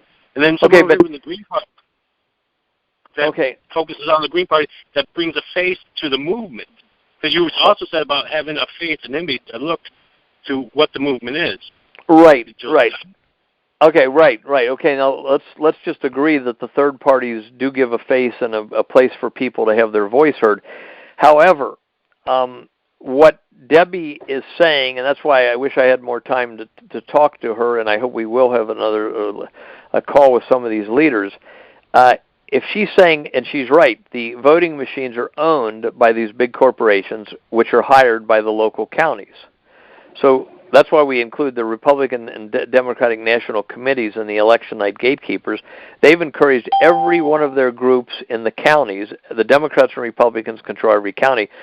They've encouraged them to hire these three big, mysterious mega corporations that count the vote on their secret computers. So in Cincinnati, we have Hart Civic. A few counties north in Butler County, where John Boehner was the congressman until recently, we have ES&S, and then somebody else has Dominion. But all 3,000 counties, give or take, have one of these three big companies or their satellite. So the Green Party is checkmated as far as getting elected for the next 1,000 years if we don't get in there and dislodge the current Democratic and Republican Party leaderships, put in people like us who will then get a fair count, and then the third parties can win. Does that, again, if that doesn't make sense, just say so. It does make sense. Yeah, it does make sense, but I think it has to be a collective of, because you're not going to get everybody that feels the way Debbie does over to doing what you're doing. Well, you're right. They're going to have to do what they got to do best and work as a collective together as a group. Right, where you're working on trying to get your people in the positions, and she's trying to work on getting out the word on the voters fraud or the suppression and the election fraud. Carrying that situation, somebody would be working on putting the face for. I'm getting so much information about that. I'm just like blown away every day about It's huge. Well, it's huge, and most people don't get it. Most people don't get it. Now we're also pushing every day the election fraud. If you go to electionnightgatekeepers.com, that's electionnightgatekeepers.com, you'll see the clearest explanation anywhere of what is happening on election night and who the 12 election night gatekeepers are. In fact, we're real proud of ourselves. We got the 12 election night gatekeepers logo on top of the page, and then under them we have all the candidates who have been most affected, pro and con, by electronic manipulation in the last 15 years. So we are working. No, we agree. As I said at the beginning of the call, I've been fighting the election integrity and the anti-easily rigged computer fight since 1979. So we every day want people to understand how bad the election fraud is by the election night gatekeepers, but we also want to get in there, change the Democrat and party leaderships in each county so we can fire these computer companies and return to paper ballots hand-counted at the precinct before the ballots leave the precinct. Right, and everybody's got their niche market. I mean, obviously Debbie is media, and she's trying to pull other media together. That's her niche. I mean, everybody's got their position, and he's right. We all have to work together. And, I've been in this movement for 12 years, and I have expanded my skill set because there aren't enough people actually doing the work. Yeah. You learn how to work with attorneys, you learn how to take affidavits, you learn IT to do websites, you learn, whatever. Everybody's got to learn new skill sets, and they've got to get in there and help. Debbie's doing all this media, then everybody that sees Debbie's posting something or one of these other people that are posting this good information, get out there and spread it. If you're not going to have a website or you can't help financially, get out there and help post. And the media is completely controlled. I think everybody realizes that now. And the only way for us to get information out is in, social media, basically. So I'm just agreeing with him. I love his ideas. He's right. Everybody's got to do what they can do and see where there's an empty space and fill it. And Nikki, that's Nikki Nelson, everybody, who's one of the hosts. So, Nikki, we're not trying to force somebody to do something they don't want to do, and maybe I'm not making that clear, but we are not trying to. You are. Yeah, the precinct has been so hard because, like not when I met Jim, but when I consulted with him, what kind of system they can use for the precinct. They've been working on it how many years, Jim? To try to get a system. And but not too. With very minimal numbers. Right now, if all the Bernie leaders with the 90,000 Facebook pages and 30,000, if they all blew the trumpet and said everybody run for precinct, go to networkamerica.org and register by your state and county, then we would maybe have the numbers of a few hundred thousand to try to do it. But that's my point. There was never a system for people to go in and share information and organize. Doing precincts really difficult. It's complicated. Each county is different.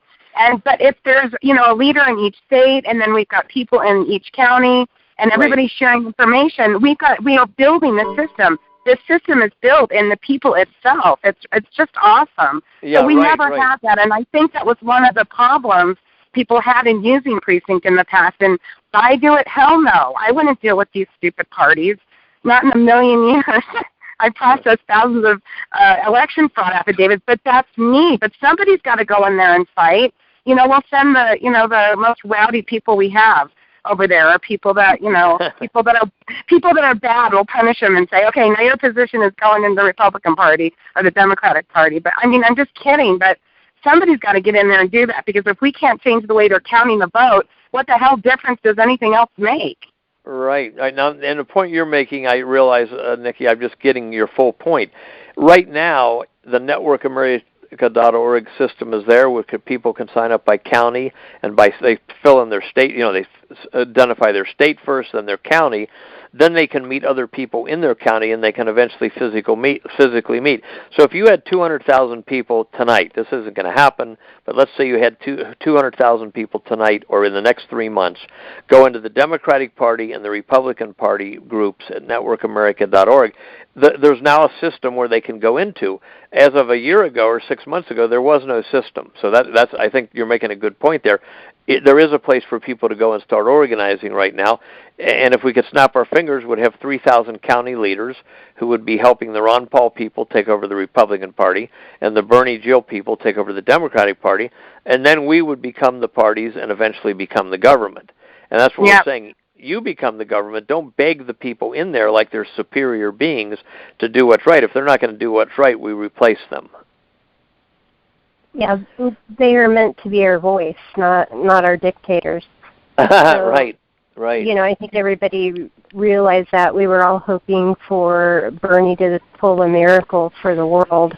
And, he said from the beginning, it's not about me, it's about us. But I don't think too many of us got that until the convention. And that's when Bernie handed us the keys to the revolution. So. Okay. That's a good way to put it.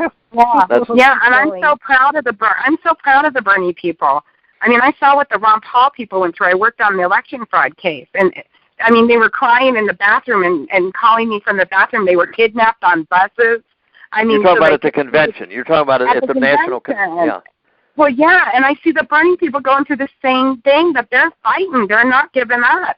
And what I'm seeing, and it's so funny coming from a libertarian and almost an anarchist at this point, I'm just so proud that there are people out there that they're still in the game. And that's why I spent 4 months of my life building Network America, because theoretically we could take it back. And like you said, Ron Paulers and the Republican and Bernie Sanders, Jill people and the Democrats, and you're actually looking at two peace parties. I mean, those are the only people that are looking to end these crazy frickin' wars. Right. So we would control both of that. I mean, it's really just two parties would be an anti-war, a peace movement, and then the war movement that we have right now. And we don't even have that. We've got war or war. Those are our choices. It's crazy. Right. Okay, well, listen, thanks for your call, sir. We got about 5 people in the queue, and we want to keep moving. We've got Ray Lutz on right now, and 619. So that's 619. Let me see if I can bring Ray on here. I don't know. Yeah, I think I can. Okay, well, sir, thanks for your call, and we appreciate it, okay?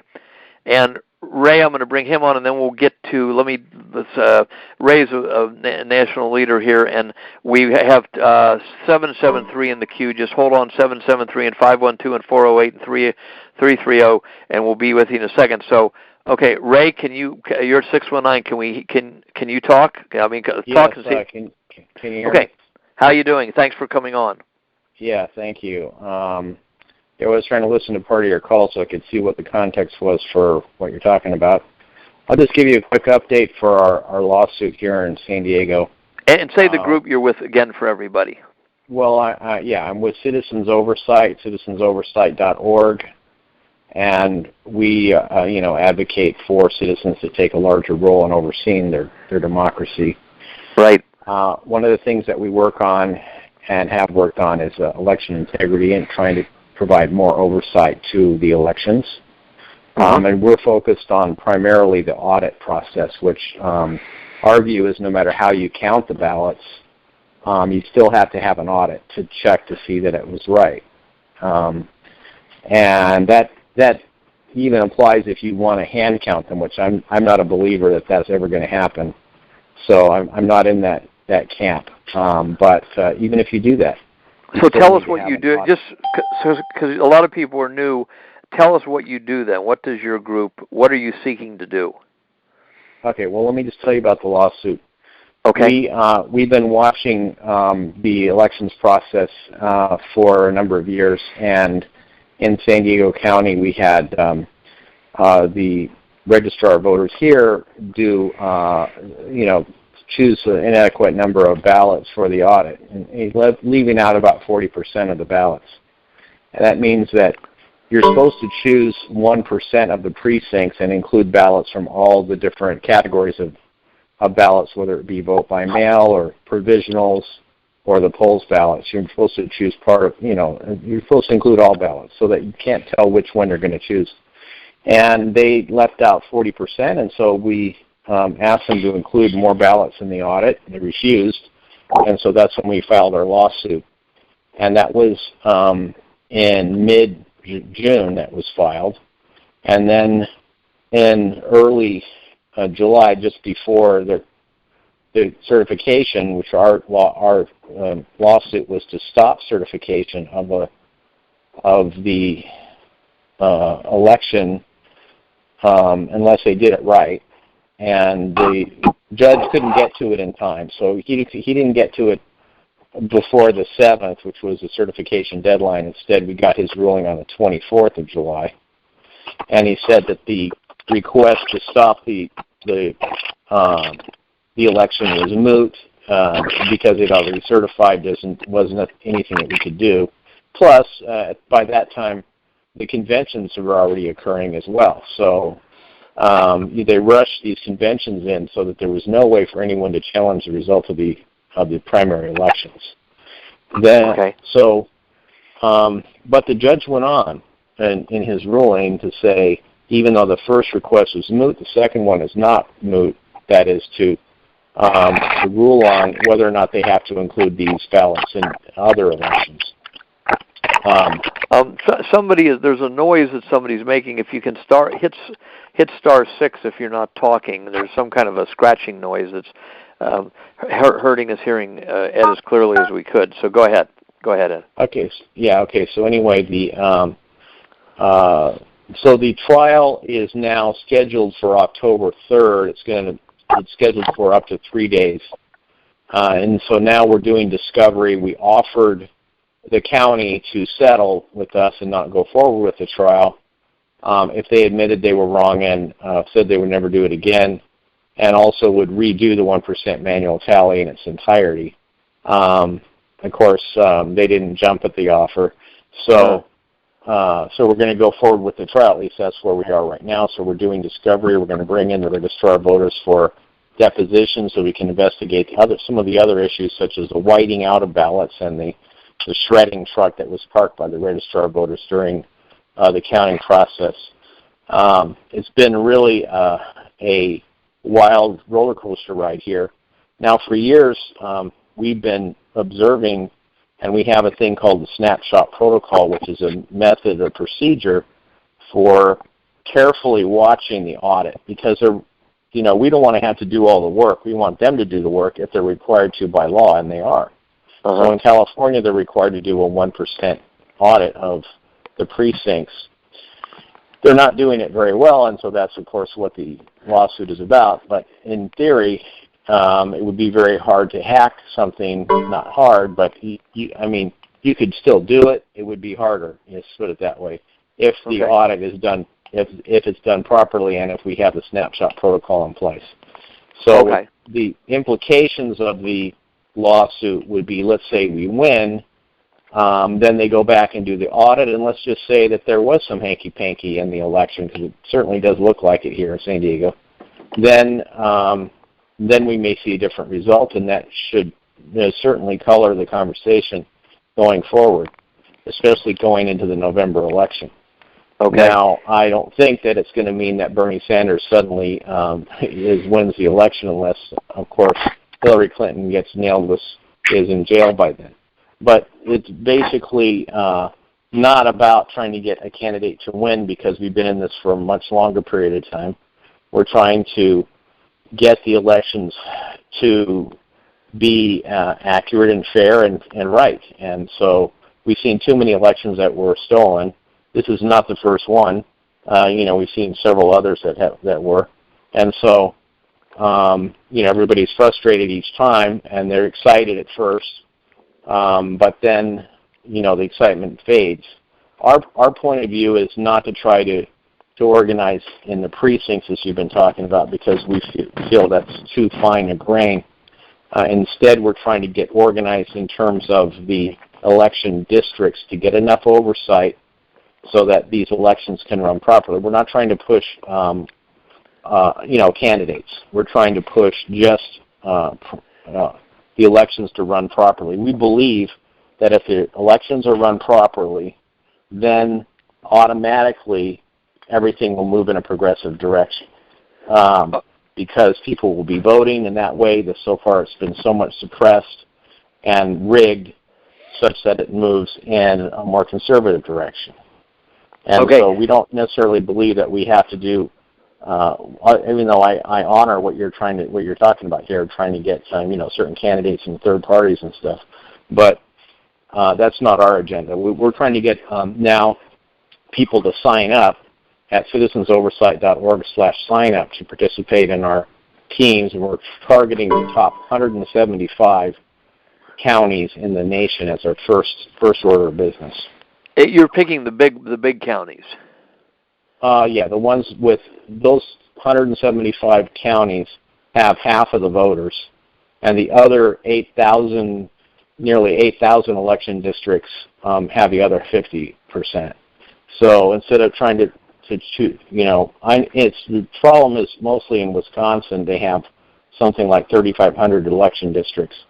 I think they boil it down to the precinct level. Okay. And the rest of it is around 3,000, as you said. So it's still 175. Let's say it's only 3,000.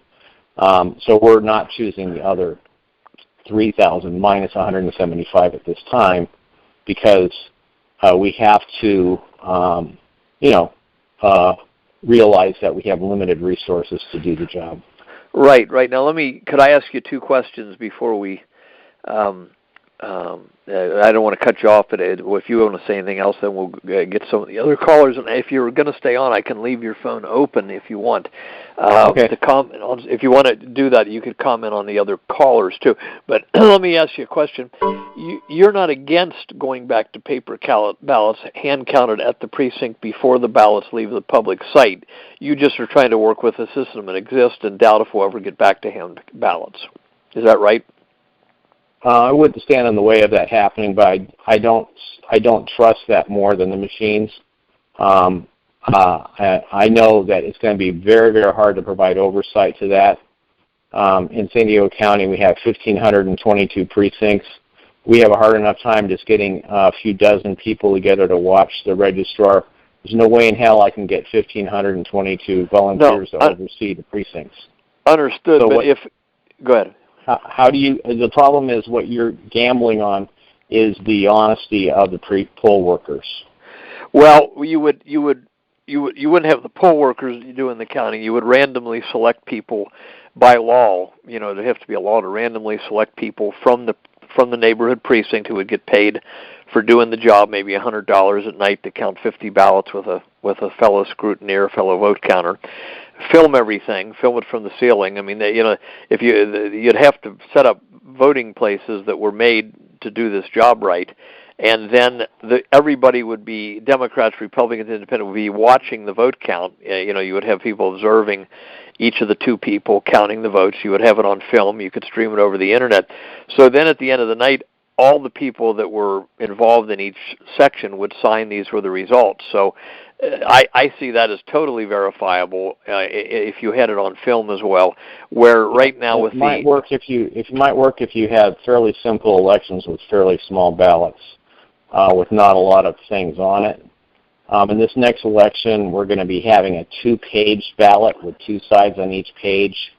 The voter guide is almost 150 pages in size.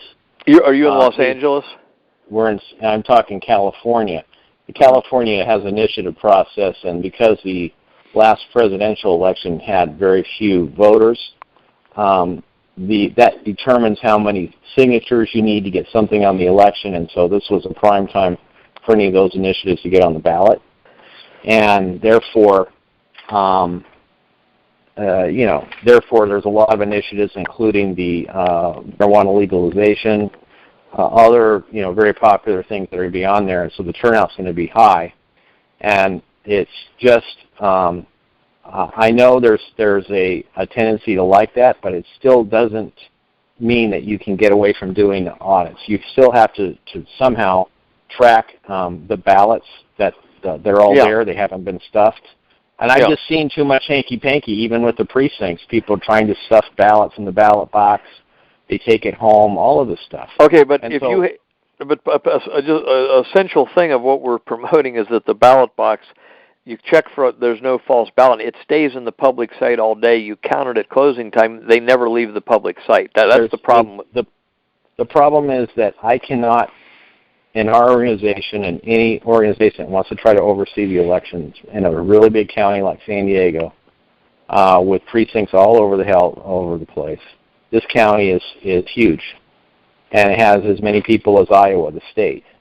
So they have 99 counties. We have 1. So we have a huge number of people here. We have 1.5 million voters, 1,500 counties, a huge ballot. I've seen so many mistakes of people just trying to add up how many ballots they have. Listen, we're doing a review now of the roster of the ballot statement. And all they have to do is count how many ballots there are. How many did you get that were blank? How many were voted? How many were spoiled? How many, this should all add up. And only 15% of the time does it add up. Uh-huh. So if they can't even count the ballots, what makes you think they can count the vote? Well, now, would you? Let's see. The point is, though, if you had random people at each precinct doing it. I'm saying that right now, the precinct workers, their responsibility, one of their key responsibilities, is to add up how many ballots were voted, how many were spoiled, how many did they get, and that's supposed to balance out. Otherwise, you're wondering what happened to the ballots. Did they stuff the ballot? That's a key thing for chain of custody. Right. And in our review, only 15% of our reviewed precincts added it up. Most of them gave up. They couldn't. They're way off. Hundreds of ballots off. Now, if it was the case that these human beings could do a really good job of doing that, I would agree to you. But basically, human beings suck when it comes to counting stuff. We're really bad at it. We're really bad at it. Isn't it also bad, though, if you're depending on, for instance, in the county you're working in, you or nobody else probably knows who programmed that computer program that's counting the ballots. So there we're abdicating everything to just a nameless, faceless program. If you have a robust enough audit to check on, it doesn't matter how you count them, you have to have another level to say, did it come out right? You can't just assume that your system is going to come out right. I don't care what you do, whether you hand count or not. Yeah, I agree. Audits have to be there because you got to make sure people do the job. So if the audit is there and it's robust, and we agree that would catch any kind of hanky-panky if we do a good audit, then you can trust the computers, and I think you can trust them more than human beings because they can just do a really good job of counting. Okay, I think we probably would have to. I would disagree on that. Have discussion more, but let me bring in another caller here because we got a bunch of people in the queue. I think your mic will remain. I'm sorry. I'll stay online. Yeah. Okay. I think your mic will remain open. This is 512. If I'm right here. Daggone it. The little odd thing though is that this system is not working exactly right tonight. 512. Are you there? Hello. Okay. Let's try again. 512, are you there? Okay. I don't know why in the world this is acting this way. 512, are you there? Okay, 512, I don't know. Hit *6 if you might have muted yourself. Hit *6 and see if we can hear you.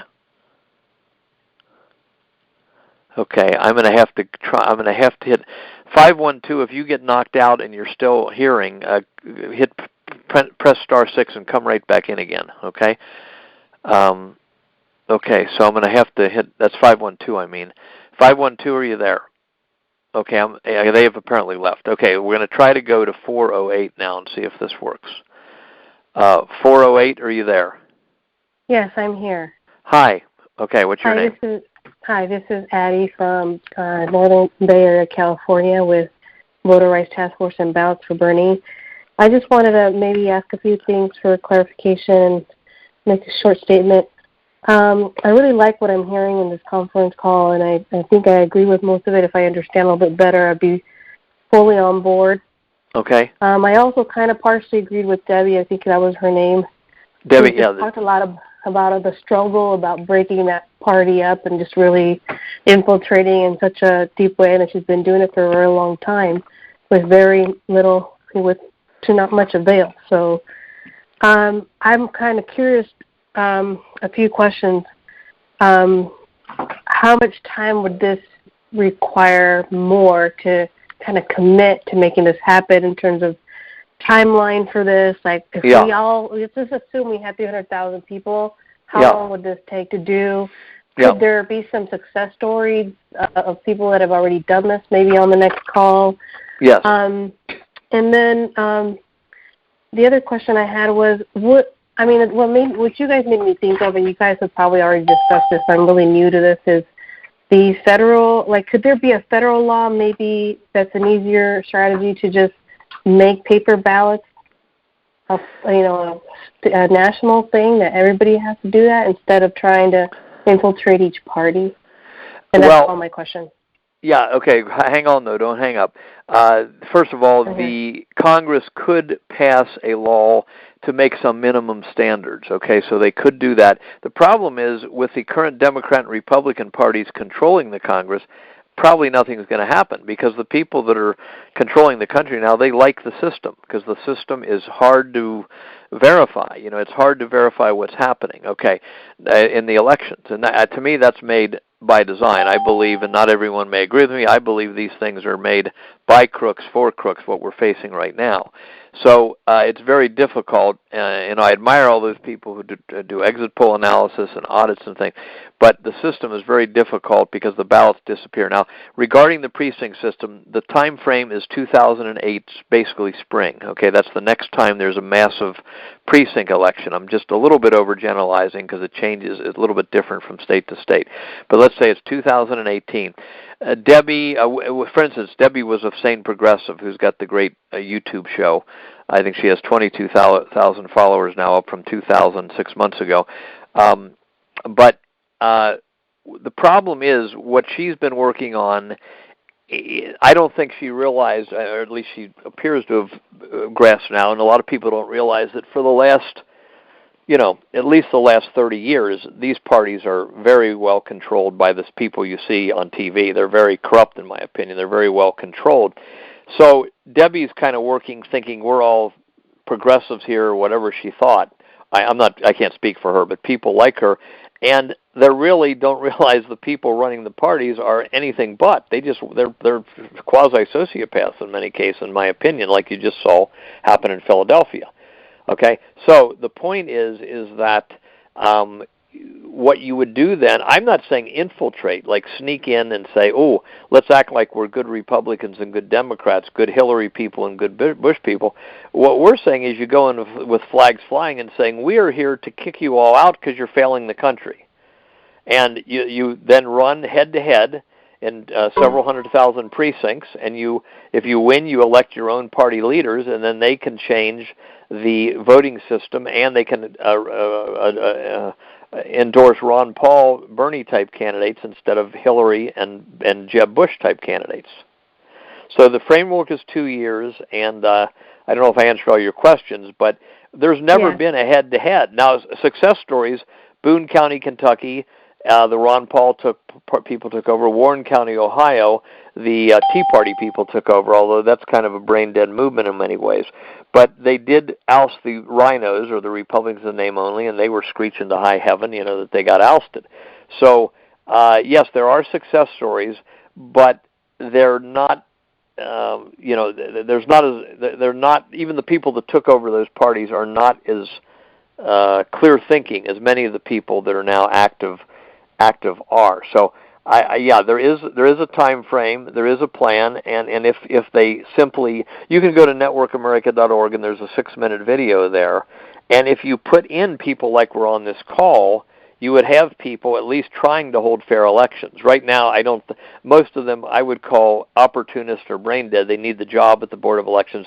I've never met a Board of Elections person anywhere in this area, although there are some around the country that rock the boat and are trying to really fix the system. So what we're trying to say in this Network America call is that don't beg your party leaders to do what's right. Become the party leaders. Don't beg your congressman. Let's get in a position where we can nominate people out of the grassroots, of honest people that will become the Congress. And so anyway, that's kind of where we're headed, and what Ray Lutz is on of citizen oversight here. He's trying to audit the elections to make sure that whatever they come up with is right, and of course that is a key element in what's going on also. But let me just, if I can, please. I just want to mention something that may be a defect in what you're saying. I don't mean to challenge what you're doing. No, challenge it. Challenge it. Go ahead. Basically, the problem is that I've seen is that saying that you want to, in the current situation, saying that you want to elect people of your own and then you'll have good people in office and they'll do the right thing, hasn't worked out because the system itself is corrupting in nature. So these people, when they get in there, they need to get money to run. They have to say the right thing to get the money from whoever the unions and so forth, the players. And then if they don't say the right thing, they're not getting any money. So they have to go along. And in essence, it's a corrupting system. So that by the time if they are successful at getting elected, then they're just as bad as the other guy. And so what we've concluded is that it doesn't matter who you elect, if it's your people or not. Everybody gets corrupted by the time they get there. The only way that we've seen forward is to just do a much better job of watching the people that are elected. That's the primary mission of citizens oversight, is to provide oversight of the officials. Now, I just wanted to give you one alternative vision for how to deal with these ballots. And yeah, you have to have paper ballots, a voter-verified paper trail.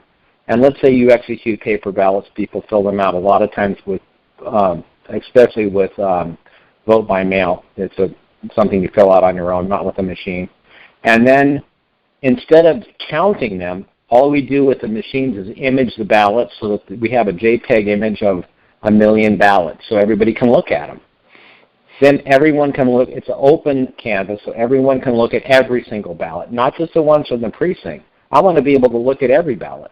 I want to be able to run my software on all of the ballots and have the machine count them according to my rules and see what I come up with. And let everybody do that. Let the Republicans, Democrats, Libertarians, blah, blah, blah, any kind of non-partisan group can do it too. I want access to all the ballot images, and then that would eliminate the concept that there's any software that you have to look at, because basically you can image those ballots using off-the-shelf imaging equipment, which doesn't have any specialty in it, rigging in it at all, because all you're doing is getting a snapshot of every single ballot. I can see the wisdom in that. Let me comment on your previous point. It is true that the citizens tends to corrupt people, no question about it, and they start out one way. John Boehner is a perfect example. He started out here in Cincinnati espousing a certain number of beliefs, and he ended up kind of still saying the same thing, but going along with the background powers on everything, on NAFTA, GATT, and everything else, and TPP. So he's a perfect example. He's not the only one. I mean, you could bring hundreds of them up. But we need to elevate people like Ron Paul and Bernie Sanders and Jim Traficant and people like that who do not bend in to the system and will speak up for the beliefs. But yeah, if you have a weak population and weak leaders, I don't think anything can completely fix that. We got to try to elevate the strong leaders, though, and I think they're there. But again, you don't know who's going to be corrupt until they get it. Yeah, I'm not against trying to get new leaders to be developed, because we certainly need better leaders and people in the system. In my area, it's such a right-winger area. We were never successful in getting anybody in here, but we were able to make really big progress by coming to the conclusion that it really doesn't matter who's in office that much. Maybe 95% of the decisions are going to be the same. But there's those last 5% that you have to watch. And by standing up against those, then you can make some progress in tilting it in your direction. It doesn't always work, but it's better than nothing, because basically we ran people and worked our butts off trying to get people in office, and we found out that we didn't get any results out of it. You can work, you get all this, and you don't get any. But if you go to the meetings, the local meetings, and you watch carefully, you get an immediate result. Immediate. You say no to things immediately, and you get an immediate local result, and you can actually stand up for change in your area.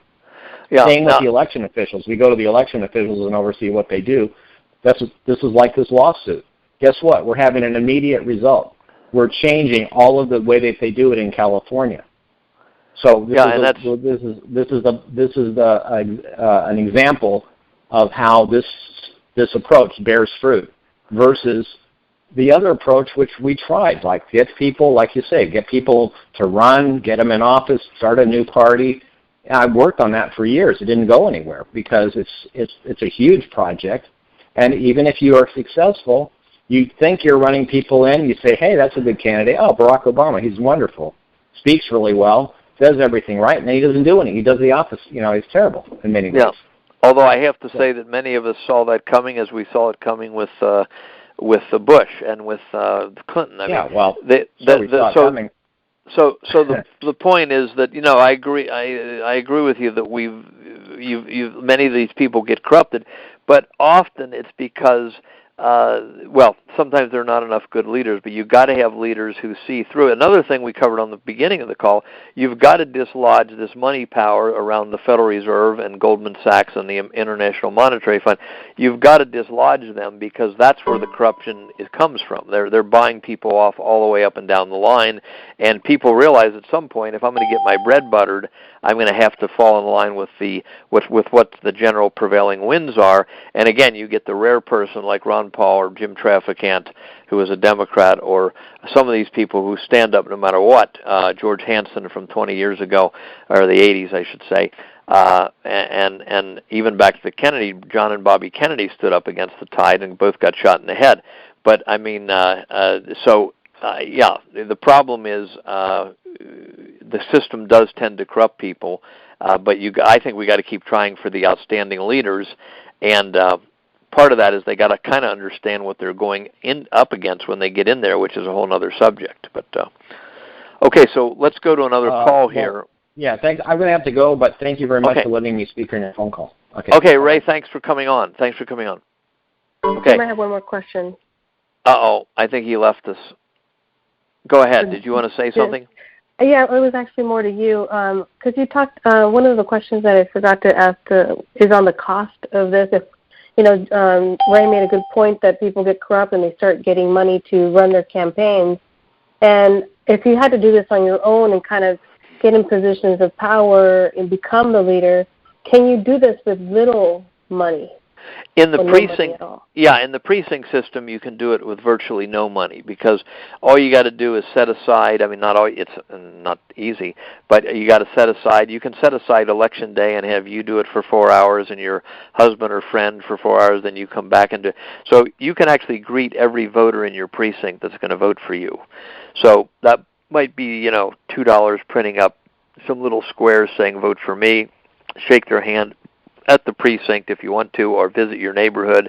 It's about 10 streets around your house, and so that can be done with very little money. Now, if we're talking Congress or we're talking city council or senator, no, then you need millions of dollars. So it's not realistic to tell people that they can have a good chance to run for Congress right now with no money. But precincts, you can do it with almost no money, and then you elect good party leaders, theoretically, and then you would be that coalition of little people who all spent little money on their campaign, everyday people like us. They would then have a big influence by electing their party leader. So did that answer your question or not? Yes, thank you.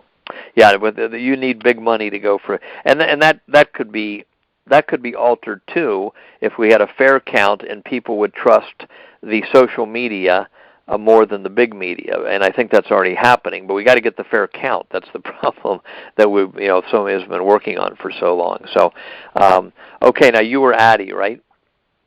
Yes, Addie from California. Okay, Addie. Well, thanks for calling in. If you want to email us at actually, I'm going to give you a little different email, but if you want to email us at watchthevote2016@gmail.com, it would be good to keep in touch. That's watchthevote, anybody, watchthevote2016@gmail.com. Okay?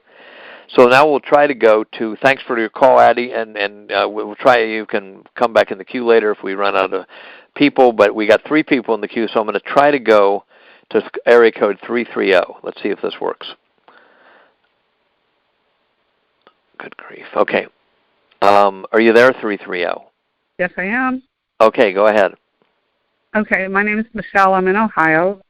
First, before I forget, I had signed up. There's supposed to be accounts in Ohio, and I haven't heard anything about it. For counting ballots. Oh, you signed up for counting ballots? Yeah. Where did you sign up at? I don't remember, but I haven't heard anything back from them. I've never heard of that, so if you find out who's asking people to sign up to count ballots, I'd be interested in knowing. That was coming down from Summer Rose's organization. Are you familiar with her? Yes, she's working with Cliff Arnebeck, I think. Okay.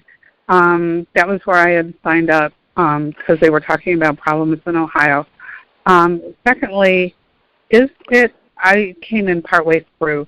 Can we, like precinct by precinct, get petitions to change our precinct to paper to get that on the ballot? In the precinct? Well, the problem is if we get it on the ballot right now, the vote is counted still by the same computer companies that we don't trust. Okay, so. Yeah.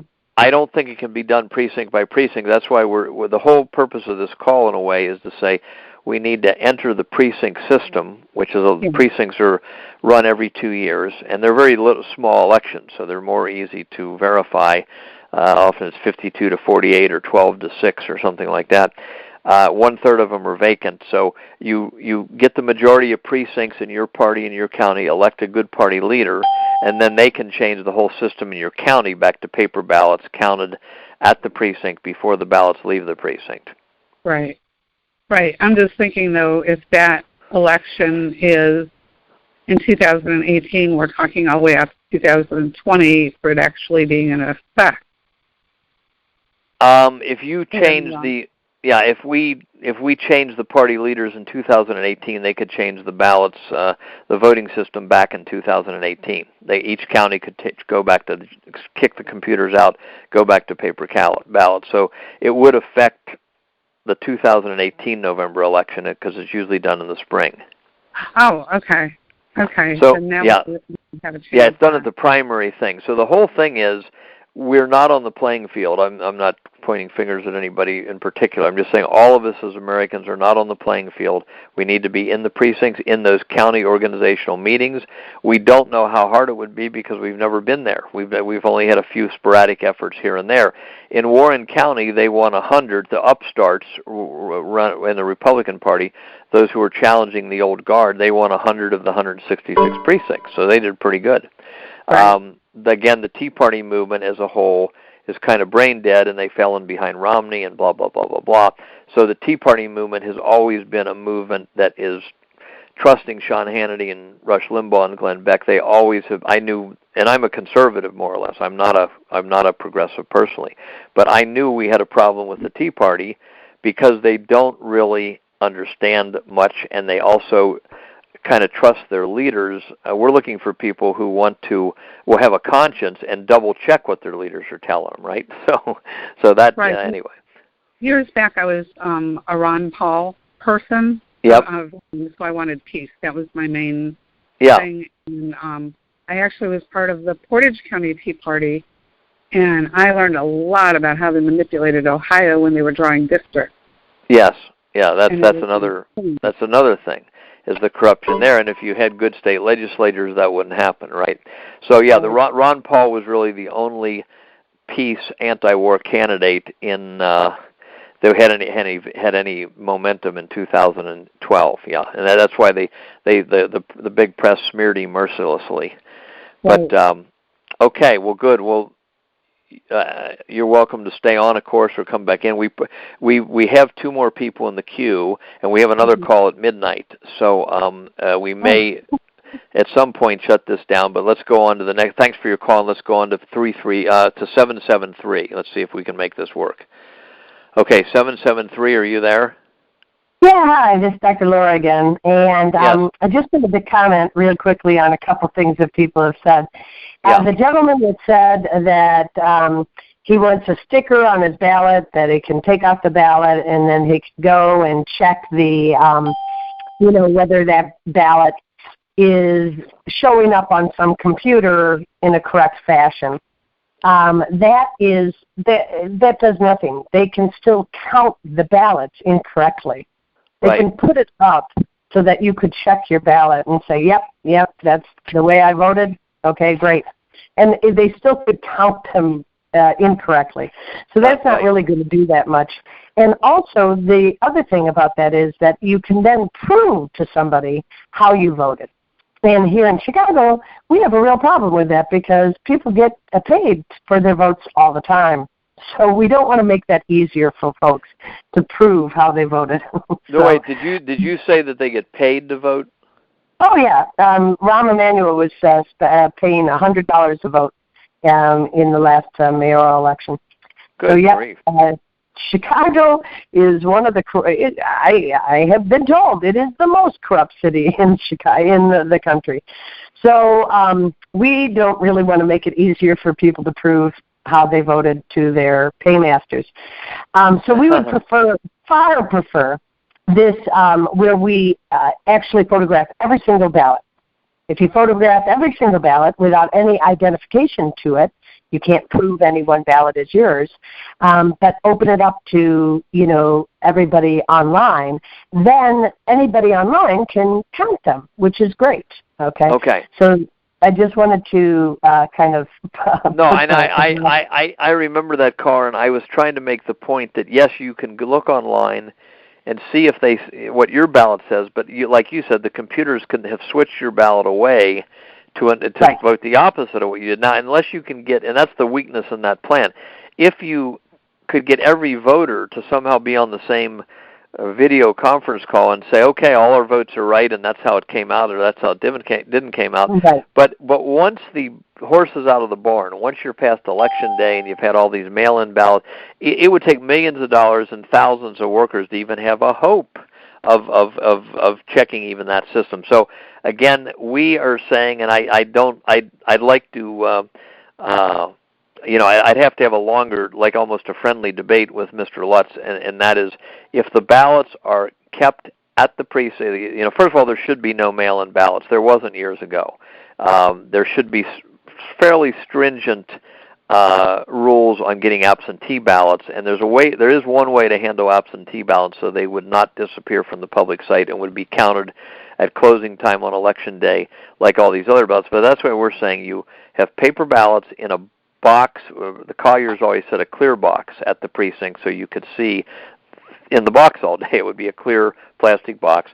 You would put the ballots, everyone would go to their precinct, vote. It would be in public sight all day. You then count the ballots, dump them out, and count them at closing time, and you could set up cameras to help videotape from the ceiling what each group was doing, and then you would then have, at the end of the day, you'd have as verifiable a vote as you could get. Now, you and the other gentleman, I think it was Mr. Lutz, said photograph every ballot. Well, that's a good idea too, because now a lot of people then could check to see if they added up or not. So are you in basic agreement with what I just said, or do you have some disagreement with it? Yeah, I do. We are in basic agreement. We used to, here in Chicago, count our absentee ballots on the day of election at the precinct. And I do agree that the precinct level counts are the most important counts that we can do. Okay. Right now, I want to open it up to an idea that we've had, because we have highly complex ballots as well. They're very long. We vote for every judge, and sometimes it can be 2 pages as well. Sure. And we've come up with a statistical sampling of the precinct ballots. So 25% of the ballots and the night of the election could be counted, could be hand-counted, and that would be a statistical sampling of what's going on in that precinct, within that precinct. Let me ask you a question. It's Dr. Chamberlain, right? Right. Mm-hmm. Okay. Let me ask you a question. How did let me just cover absentee ballots real close. All of this provision of these mail-in ballots of any type are, in my opinion, made by the crooks for the crooks, because those ballots disappear for weeks after people mail them in. Plenty of time to switch them. People have been convicted in Las Vegas, and I think another state, for being caught switching the ballots that were mailed in, especially when one party is very strong in a county. But anyway, so the absentee ballots, if you had a doctor's order or whatever, could prove you were traveling with an airline ticket or something, you would get, and probably in some other ways, you would get an absentee ballot.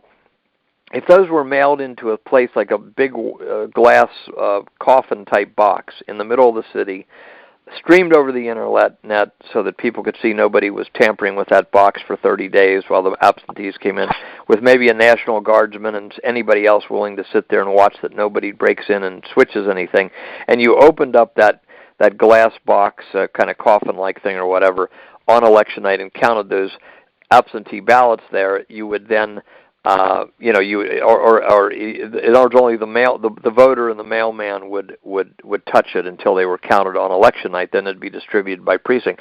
But when you counted them in the old days in Chicago, the absentees at your precinct, how did those absentee ballots get there, and were they still in the sealed envelope when they got to you? Yeah, they were still in the sealed envelope. They were still in the sealed envelope. So they mailed them into the Board of Elections. Really important to make sure that they were still in the sealed envelope with the signature of the voter. Okay, so they mailed them into the Board of Elections, and then they distributed them to the precincts, and when you counted the votes at closing time, you would also count the absentees. So that as long as they're sealed and only the postman has touched it and nobody opened it, and you counted them like the rest of the ballots, that would seem to be a workable system. Right. That's exactly right.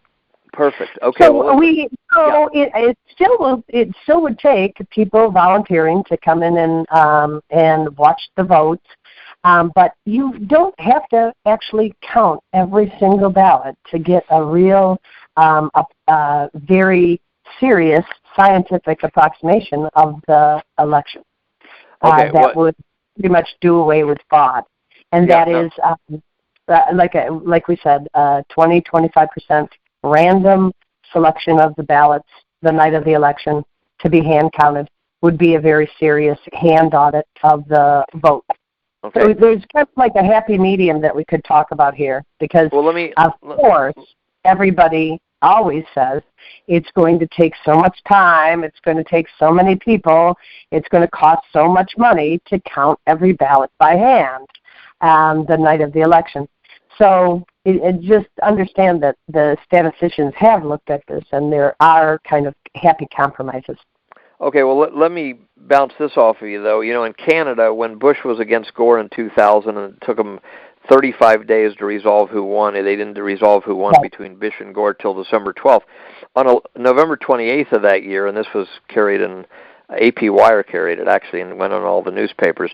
On November 28th of that year, Canada counted all their ballots by hand and were done by 11 or 11:30 at night. They had 13 million votes. We had 100 million. But they had enough people at each precinct to count them all by hand. They don't have machines in Canada. So that showed that it could be done. And I think they do it in Britain too. But we would be for paying. Right now we're paying nationwide billions of dollars to these three companies to steal the country, as far as I'm concerned. We would pay that money, $100 a night, to 8 people randomly selected from each precinct and 4 backups in case somebody got sick. And you'd have to have 2 scrutineers or 2 ballot counters for each 50 ballots, and then it would be a workable thing then. But you'd have about 3 million people involved counting the ballots. That's 300,000 precincts times 12 people or something like that. So you'd have all these people, but we already have 3 million people as election judges during the day, and they get paid slave wages, you know. So you wouldn't be, if we could count all the ballots in 4 or 5 hours after 7 p.m. and each of the people randomly selected were paid $100 to do it, and that was feasible, then you wouldn't object to that. You're just saying that while we're on the way to trying for that, the 25% sampling is pretty good. Right, exactly, and that is because we have a real hard time here in Chicago of finding good election judges. You know, many of them show up drunk the day of the election. It's just really a free-for-all in Chicago. Wow. Yeah. So, and I assume the gentleman, Ray Lutz from San Diego, probably has encountered the same thing. Yeah. These big counties with huge numbers of people, it really, really, really is quite a chore to find good people to, you know, come out for these elections. Well, so we're always looking at that kind of the compromise, you know, so that we can still do what we need to do, which is hand count the paper ballots to a reasonable statistical sampling of the election, and yet, you know, maybe not involve so many people, because then we would have to hire people that would probably not do the job. So we pay about $6 an hour to our judges, and that's kind of slave work. So I would be for upping pay and not necessarily having the people judges, not the counters, but could come from anywhere. if it was a reasonable amount of money, then get quality people. I think we've also floated the idea that there should be a national holiday on Monday, Tuesday, and Wednesday, so that everyone could learn about the election on the weekend and Monday, count and supervise the count on Tuesday, and spin on Wednesday, because elections are so important. So okay, well listen. You're cutting out, Jim. Oh, I'm cutting out. I'm on a landline. Sorry, but okay. Well, Thank listen. Bye-bye. Thanks a lot. We got two more people in the queue. And did Jim, can I step in? It's Michelle. I'm sorry. I wanted to step in if it's okay. Go ahead, Michelle. And when your friend comes on the line, I want to the line, but go ahead. But exactly what I'm talking about.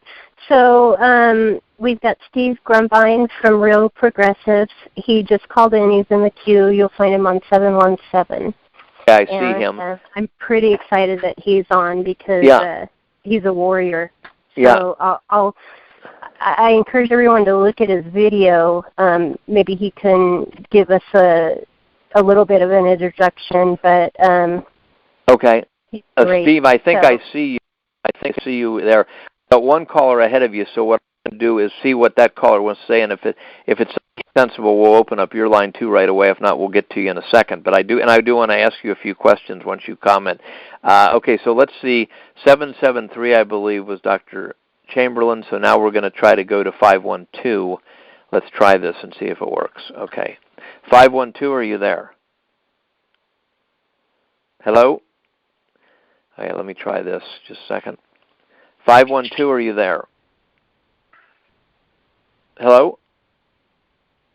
512? Hit *6 on your phone to unmute. Maybe. Let me try it again. 512, are you there? Okay, we're having a problem here. Let me. This board is not working out. I'm going to have to hang up and call back. Jim? Yeah. Let's go to the Real Progressive. I saw his video today. He does an amazing job. So can we let him on and maybe you can call back in? I'm going to try to unmute Steve. It's Steve, is it, from Real Progressive? Yes, he was awesome. Just give me 1 second. Give me 1 second, Steve, because I want to see if we have a problem here. 512, you're unmuted, so we're going to keep you unmuted. We're going to unmute Steve. Steve, can you talk and see if we can hear you, Steve? Oh, dear. I show you as unmuted. Let me try some. Are you there? Steve, can you try to talk again? Steve? Okay, hold on. Let me try something else. Steve, are you there? I am indeed. Oh, good. Okay, go ahead. Now, did you hear any of the first part of the call, or are you're kind of coming in from another call or something? I'm coming in from a completely separate area. So. All right, that's all right. Well, you go ahead, and then I want to, if you comment, and then I wanted to ask you some questions about what was the main point of this call, to see what your reaction is to what we were trying to get across here tonight. We talked to a number of the leaders, including Debbie of Sane Progressive, who you're probably familiar with. But go ahead. Mm-hmm. Go ahead and speak up. Let me ask you, what is it that you'd like me to talk about before we get to your questions even? I want to make sure I'm not taking this down the wrong path. No, well, let me just tell you briefly what we were saying. And my...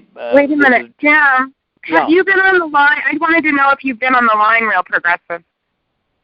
I've been on for a few minutes, not for long, though. No, he's only been on for a few minutes. So let me just tell him the skipping over everything else. We know we got to fix the election fraud and all that type of thing. So what we were promoting on this call at the beginning, we had a 15-minute initial presentation, was that because the Democrats and Republicans control every county, which is just a fact staring us in the face, they control every county, the Congress and the White House and every state house, one of the two major parties, that we need to build the third party so we have a voice, because you can have a clear voice through the third parties. But we also have to send at least 200,000 or 300,000 people into each the Republican and Democratic Party in the precinct system, because that's how you elect the party chairman. So we send them in 2018 to run for precinct, go to the almost unknown county organizational meeting, which is usually about June of the even years, and then change the party leaders in the Democrat and Republican Party to to us, to the everyday people, the Ron Paulers, the Bernie Sanders, the Jill Stein people, so we can fix the voting system, fire the computer companies, put in hand-counted paper ballots at the precinct, and then have verifiable elections again as much as humanly possible. So we're promoting a two-tier thought. Build the third parties. You got 300 million people in the country, right? So if you got 200,000 people for each of the 5 recognized parties, the nationwide, the nationally recognized parties by the FCC are Green, Libertarian, Constitution, Republican, and Democrat, I think. So 1 million people, 200,000 in each. But what I was saying in the initial presentation, and what Network America is saying, and by the way, there's the tools to organize at networkamerica.org to organize in all the parties. But we're saying because the Democrats and Republicans control every county, we've got to deal with them. Not that we like them. In fact, I hate them both politically. But we got to deal with them and put normal, everyday people like Bernie and Ron Paul and Jill people in those positions if we're going to ever get fair elections again. Or in other words, in 1776, the Founding Fathers couldn't say, gee, we hate, we don't want to fight Britain because they're too powerful. We're going to fight the Brazilians. We're going to fight Brazil. Well, the problem is England controlled these colonies. They had to fight England. What we're saying is while we do the other things we're doing, we've got to go into the precinct system, replace the Democrat and Republican Party leadership because they control everything. So if you could kind of react to that and maybe tell us some of the stuff you're doing. And see, I've heard you got a big Facebook following, and Black Men for Bernie do, and this one does, and Debbie Lesignan of Sane Progressive has 22,000 or 23,000 people following her YouTube. If all the Jill and Bernie leaders would sound the trumpet and tell people to do this two-tier strategy, you would have a panic in Washington, D.C., because they would realize that people were coming to take over both parties, or at least the Democratic Party, and there would be a panic, and the people were there. We just don't want to see the energy dissipate because there's no real strategy, and that's what happened to the Ron Paul people in 2012. So that is a quick summary of what we covered, and you can talk about anything you want or react or whatever, but that's what we were trying to promote on the beginning of the call. Okay, great. Okay, so you go ahead and talk. Are we on the air now? That's fine. Yeah, we're on the call. Yeah, we're on the call. Okay, yeah. So bottom line from our side is that we're watching the Bernie people come into our page and elsewhere. We're Bernie people still, if you will, but we're pulling for Jill Stein now because she's the only one left standing.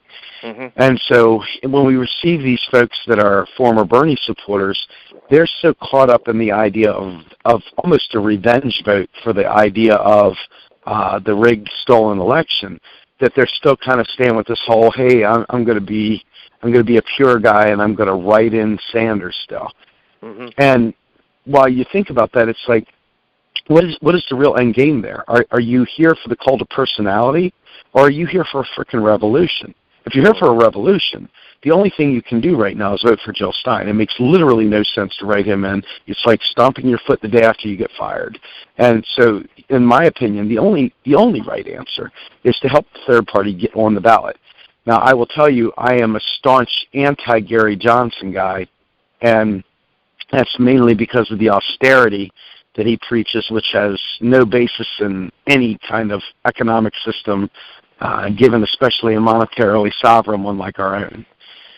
But since I'm a Jill person, I'll just stick with that for now. And the bottom line is that if we took even a quarter of the Bernie supporters, we would have enough information for the this rigged debate system. We would have enough to get her up on the stage for sure to carry our issues out to the public. And also, I guarantee we can come up with 5% of the vote to get her federal matching funds. Now, I don't like that either, but that's the game, the way it's played. Now, I want to ask you a few questions when you get done on two of the things you said. Sure, yeah. No, so, finish. I went on a real big rant the other day because, we're facing these people that think it's better to write in Bernie and they don't realize the impact of that kind of stubbornness. And this is not a matter. I mean, we know Bernie's not going to get elected, and he didn't do the legwork he needed to do what he had to do to get it on. And it's obvious he's ready to move on to his revolution, which is fine. But the reality is that the only person left standing in this rigged system right now is Jill Stein. And if they don't help vote for that, we're going to be stuck in 2020 dealing with the exact same nonsense where we have, who knows, maybe it'll be another corporate den because we didn't do our job today. And then we will end up fighting with them, and we'll have nothing. We'll have the same exact conversation you and I are having right now in 2020. And then we'll be looking at 2024, and then it'll be 2028 and so on.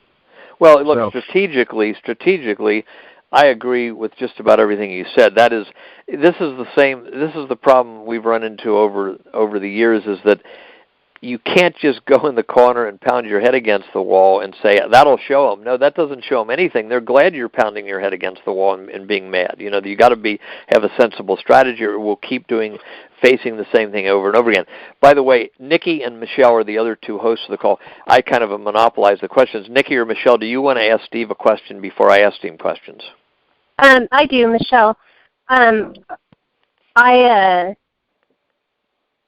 wanted Steve to talk about what he called his rant the other day, and basically it was a call to arms. That we're. Yeah, I haven't seen the video. Nikki has, and Michelle has. So, Steve, why don't you tell us? And we got two people in the queue here. So, what I'm tempted to do once we get a few more minutes of conversation with you, then we will keep you open and open up the other callers too, one at a time, and you can comment on what they say too. But tell us what your rant was about, and I really like rants, so go ahead. Well, I don't like incoherent rants, so my rant was very focused and very specific. And, it comes down to, understanding that at the end of the day, if we are content letting our kids die in war, if we're content supporting Hillary because she's the quote-unquote lesser evil, then I say, she's a murderer, she's a warmonger. That makes you a murderer by proxy. Don't even try to feign like your vote is somehow or another disaffected, neutral vote to defend against the awful Trump. You have pushed the death pill right onto some poor kid's tongue and shut their mouth and made them swallow it. That is the bottom line. They have decided that it is easier for them to fall in line and placate themselves with fake backpats because they're getting the first woman in there. But the reality is that every single freaking death they own, the blood is on their hands, and I will be there every place I can find them, pointing out and calling them murderers, baby killers, for real. Okay. So, yep, that's where it went. Okay, now, so what are you... I agree. Nikki, did you want to ask... No, I absolutely agree. Well, no, there's, I don't see how anybody can doubt that. But see, so Steve, let me ask you, I'm bad on names the first time, but your name is Steve, right? Yep. Okay, and I remember you from the last call. Have you ever seen the video online by Bill Still called The Secret of Oz, or his other video, The Money Masters? I have seen this. No, I think I've seen the Oz one, but I can't be certain. Okay. So I just wanted to, I'm not trying to push you to answer anyway. I'm just trying to understand where somebody who's really active and has a big following is on these questions. And I'll tell you my position, so I'm not trying to trap you or anything. I'm just trying to get where everybody's head is at. I believe there is what amounts to a shadow government. It's not really a hidden government, but there is amounts to a background government that is behind both the Democrats and Republican Party, and also behind Fox News and MSNBC. I mean, they're allowed to differ on honest, but they're not allowed to differ. For instance, I'm sure you remember in 2003, okay? It was cheerleading to have Bush go into Iraq. New York Times, National Review, Wall Street Journal, all the talk show hosts. It was cheerleading. And so, to me, do you think also we're fighting a stronger, let's say, financial power, follow the money behind both parties at the top, or not? Oh, absolutely. I don't know that it's as organized as as maybe we'd like to think. Go ahead. It's hard for me sometimes to wrap my head around it because I've never been rich a day in my life. I've never had the freedom to think about other things than survival, And so when you think about these grandiose master plans and conspiring and everything else, it takes it takes a lot for me to wrap my head around that. Okay, well, and they fight with each other too, no question. Now, let me. That's a good answer. Let me ask you a second question. You know that the debate commission, and let me just for 30 to 60 seconds go back to the year 2000 when you could have had a great debate. You had the tongue-tied, as Robert Novak, the late columnist, called him, the tongue-tied Bush and Gore, and you had Ralph Nader on the left, Pat Buchanan on the right, who both wanted to be in the debates. They were both kept out of the debates. Nader actually tried to walk onto the stage, and they arrested him for 2 hours. Buchanan said, "I feel like I've been training for a prize fight my whole life, and now I'm being kept out of the fight." But very few people realize, and we're facing the same thing right now, that the debate commission is not a legal entity. It's the Republican Party and the Democratic Party. That's it. It's a private Democrat and Republican Party. And they decided that Bush and Gore would be the only ones in the debate, and it held because the 5 networks televised the debate. If the 5 networks would have said, no way, we're not going to put up with this, then the decision by that, but they did. They backed the Republicans. Well, same thing this year. Jill Stein and Gary Johnson, and by the way, I'm down on Gary Johnson the same way you are for that and other reasons, but if they decide Gary Johnson and Jill Stein can't be in the debate, and they publish polls, the networks, that they didn't get to 15%, which I don't trust their polls at key moments. I think they have some true and some false. How are we going to get Jill Stein or Gary? I'd love to see them both in the debate, but how are we going to get them in the debate if the networks back this closed system where a private company run by the Democrats and the Republicans tells us who reached 15%? My thoughts are this, and I speak about Chris Hedges a lot in the things that I talk about, and a lot of the stuff that I do centers around the Chris Hedges gloom and doom world that I think is important to accept until we make it sunshine again, if we ever can get that going. Yeah. And one of the things that I believe is Christopher Hedges said point blank, in order for us to see actual change, it's going to require mass civil unrest outside the system because we've already learned that they'll rig the vote. And for us, the very things that you're championing on this call about paper ballots, about this, that, and the other, all that's implemented, unfortunately, by the people, the very oppressors that we would seek to have redress with. So he believes in an extra political approach that includes mass civil unrest, includes significant demonstrations, includes massive organizing, and really forcing the issue. Not sitting in the middle of the road with thousands of people as opposed to a catered sit-in in the Congress. And we can have that kind of a presence. Now, unfortunately, our world has been structured in such a way that many of us activists are stuck having to go to a 9 to 5. And when we go to that 9 to 5, there isn't really the opportunity to say, well, I'm going to take the next 3 days off and fight for my country here. Yeah. What they do is they say, hey, you know what, you do that, you're going to be out of a job. So you're kind of strapped. You can't participate in those kind of activities. But I believe that is exactly what we need to do if you want to change it. That's my belief. Yeah, and I believe you're correct too. If we can just get people to do that, because that's where we're at. I mean, I don't know. I know a lot of people may be surprised to hear that the original visible fighter against NAFTA and GATT and what now has become the TPP was Pat Buchanan. That was his campaigns in 92, 96, and 2000 were basically devoted at stopping NAFTA and GATT, which are the precursors of TPP. He wrote a column recently called "Yes, the System's Rigged," after Trump said on August 1 he was afraid the election was going to be rigged against him. And most people will enjoy that column, believe it or not. I don't care where you're on the spectrum. He basically said, you want us to get rid of, he's talking to the establishment and the news media right now, he says, you want us to get rid of Trump, how do we get rid of you? And so all of the Republican establishment for one. So the point is that this civil disobedience would be a good thing. Now, certainly if it was done in a proper way. It's just the trouble is when we don't have a lot of money organizing these things. Can I open up the 512 here? So you stay on the line, Steve, because we got to start a new call at 12. Now I guess we'll just keep going. Although my board isn't working right, I don't know what we're gonna do. This stupid board isn't working, but tonight as well as it should. Stay on. We'll come to these next two callers before midnight Eastern, 9 Central. Then we'll give the 15-minute presentation again, which also dealt with money. And but let's open up 512. I hope this works. Okay, 512, are you there? Hello? Oh boy, hold on. 512, are you there? I think this person has tried before to get in and isn't working. Let me see if I can unmute you, 512. Okay, let me try. Yeah, he's muted. Let's try this. 512, are you there?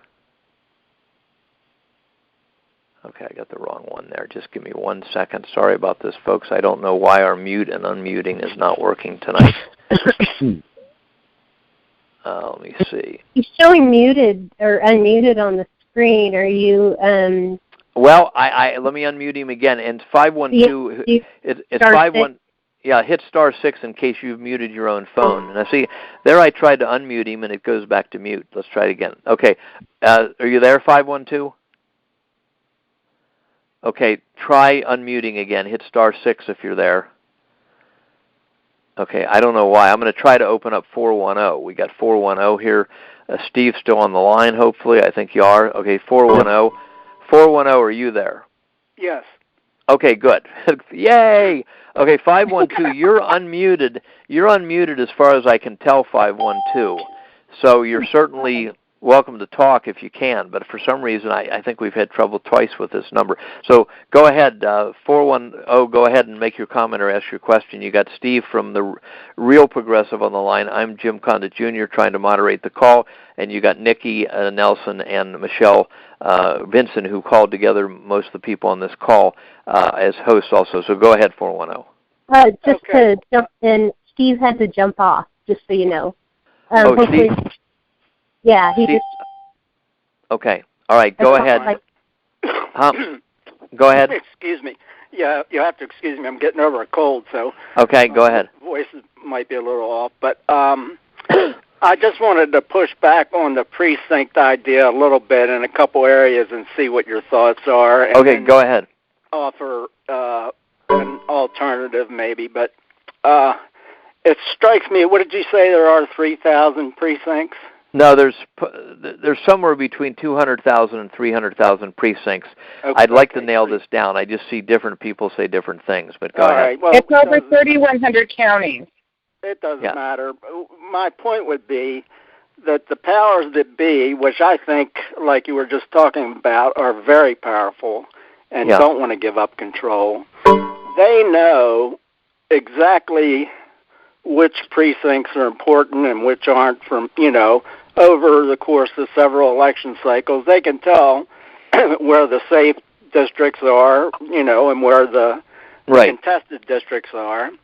And you may be able to waltz right in with your Greens and your Ron Paul types and so forth and capture some of those safe districts because there may not be much vote changing going on there to start with. You're talking about the general election and the primaries and the caucuses, right? That certain precincts vote the same way every time. Yeah. Okay.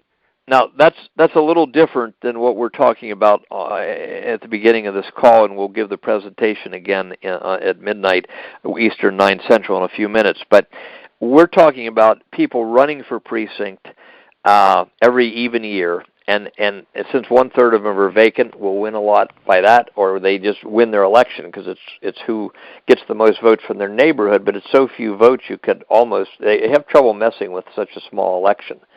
Is that right? Well, somebody let's say it's a 52 votes win it. Somebody can produce 60 affidavits of their neighbors that voted for them because they brought them to the polls. They got a problem. Then we got proof that they fixed. So the idea is, though, if you can get a majority of precinct people, and let's say the Democratic Party or the Republican Party, but they use Democrats, okay? You can get a majority of people elected in your county So we got about 950 counties in my county, Hamilton County, Ohio. So if we elected 600 people who were Ron Paul, Bernie, Jill type people, honest people, everyday people in the Democratic Party of my county, they would go to the meeting 1 month later and elect new party leadership. And so the new party leadership would be like the people on this call, not like the people that have been backing the Clintons and the Bush. So that's what we're hoping for. It wouldn't really matter how the precinct voted in the general election as long as we could get honest people in as the party leaders and people that would be... my only thought was is that there may well be highly motivated people in those important areas of the country that are going to hold on to those precinct slots. Well, if they can beat our people at the polls, but I mean,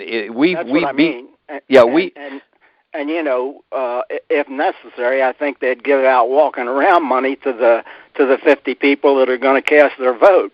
You know, that could be if you have a corrupt neighborhood. But I mean, we beat when we ran against the Republican Party here in 1990. We beat a lot of their people. We beat a lot of them, and we won that year. And they stole it from the Supreme Court. So I don't think it's you know, it was just something to think about, and I think that's a good idea to pursue either way. I mean, I think it's a necessity for building a party from the ground up. To do what you're talking about. So I don't really have much of a disagreement with pursuing that strategy if you can get the people. But one thing I do see is that this could, I mean, you're aiming for 2018. I mean, I could see this dragging out many cycles past that before you really capture, you know, enough of the precincts to make a difference. That's one of the things I worry about. You could be right on that. That's why we're trying to get. And I wanted to ask Steve if he would sound the trumpet on his Facebook page for people to do both. You have to start now and try to get that 200,000-300,000 people that you're talking about on board and ready to go. But it's worth a try. I don't have any problem with that. And backing up what you said before, let me just say something in support of the concerns you're raising. The Republican National Committee in 1990 sent in, we were all volunteers, okay? They sent in 3 full-time organizers. They spent $100,000 to our $3,000 to beat us, okay? Right. And so the point is, the other side. They'll do it where it's important. You can believe it. They recognize the same things you do. You know, of course. They recognize them. They recognize them before we recognize them. Exactly. And the point is that they realize that if they lose the precincts and the county chairmanships and the 3,000, they lose everything. They realize that. They lose everything. So they fight like cats and dogs against us, and our people, I mean, are wandering around in a daze and don't really realize this is where the battleground is. But they're definitely not going to give this up and say, "Oh, hey, come on in. Glad you learned how civics works." They're not going to do that. And so, frankly, I think you'd probably be lucky if there's 4 or 5 parties. If you ended up with 30% of the precincts, you'd be doing good. You mean what do you mean 30% of the precincts in what? In the Democrat and Republican Party? Well, with your people in the Democratic or Republican slots, right? Well, keep in mind that each party that's recognized elects their own precinct. So if you had all 5 national parties recognized in, let's say, California, you could have in the same precinct, the same 10th Street area, you could have a Green Party precinct, a Libertarian, so a Democrat and Republican. And you're mainly concerned with capturing the Democrat and Republican. Well, only to kick them out, and get a fair count. Even there, I think you might be lucky to after a couple of cycles to have 30% of your people in those slots. Yeah, unfortunately, if that's the case, then we're going to lose, I guess, because our side.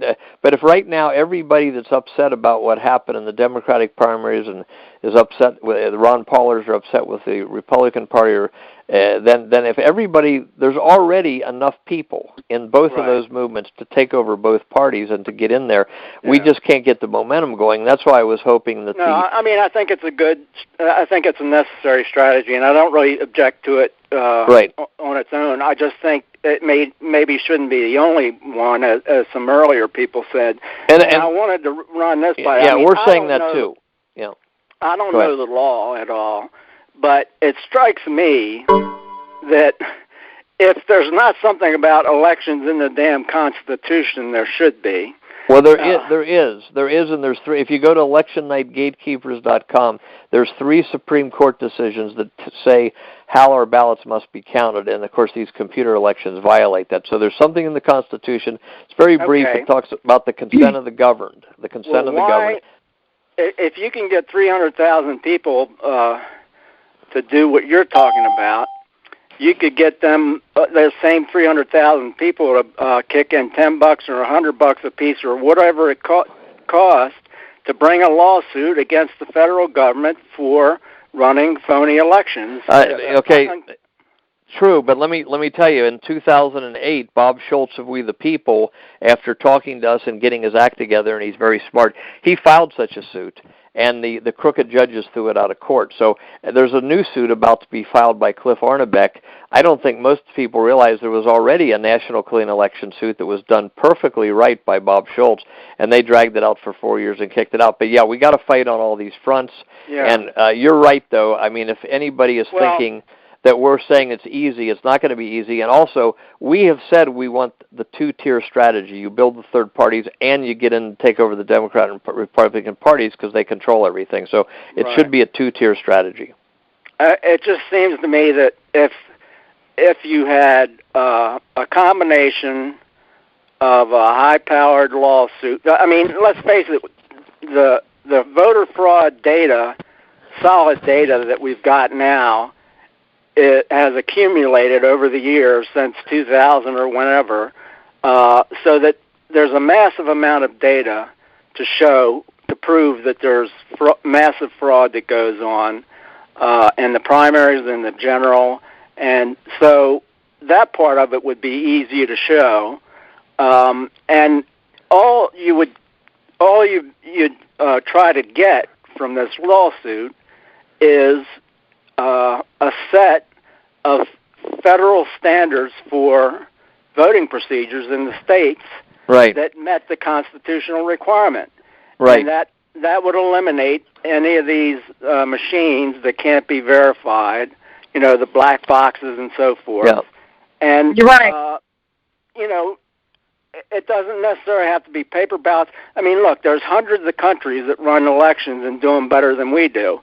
And there's ideas everywhere. I mean, Europe is as densely populated as any places we have, and so they've got, scads of people showing up on election day, and somehow they get their ballots counted, and nobody over there uses the machines we do, the band. Well, okay, now listen. So it's 9 o'clock. It's after 9 o'clock, so we're going to have to wrap it up. But we have to go to the other. We have to go to the other call. So anybody that is new. Wait a minute, Jim. I think we have to.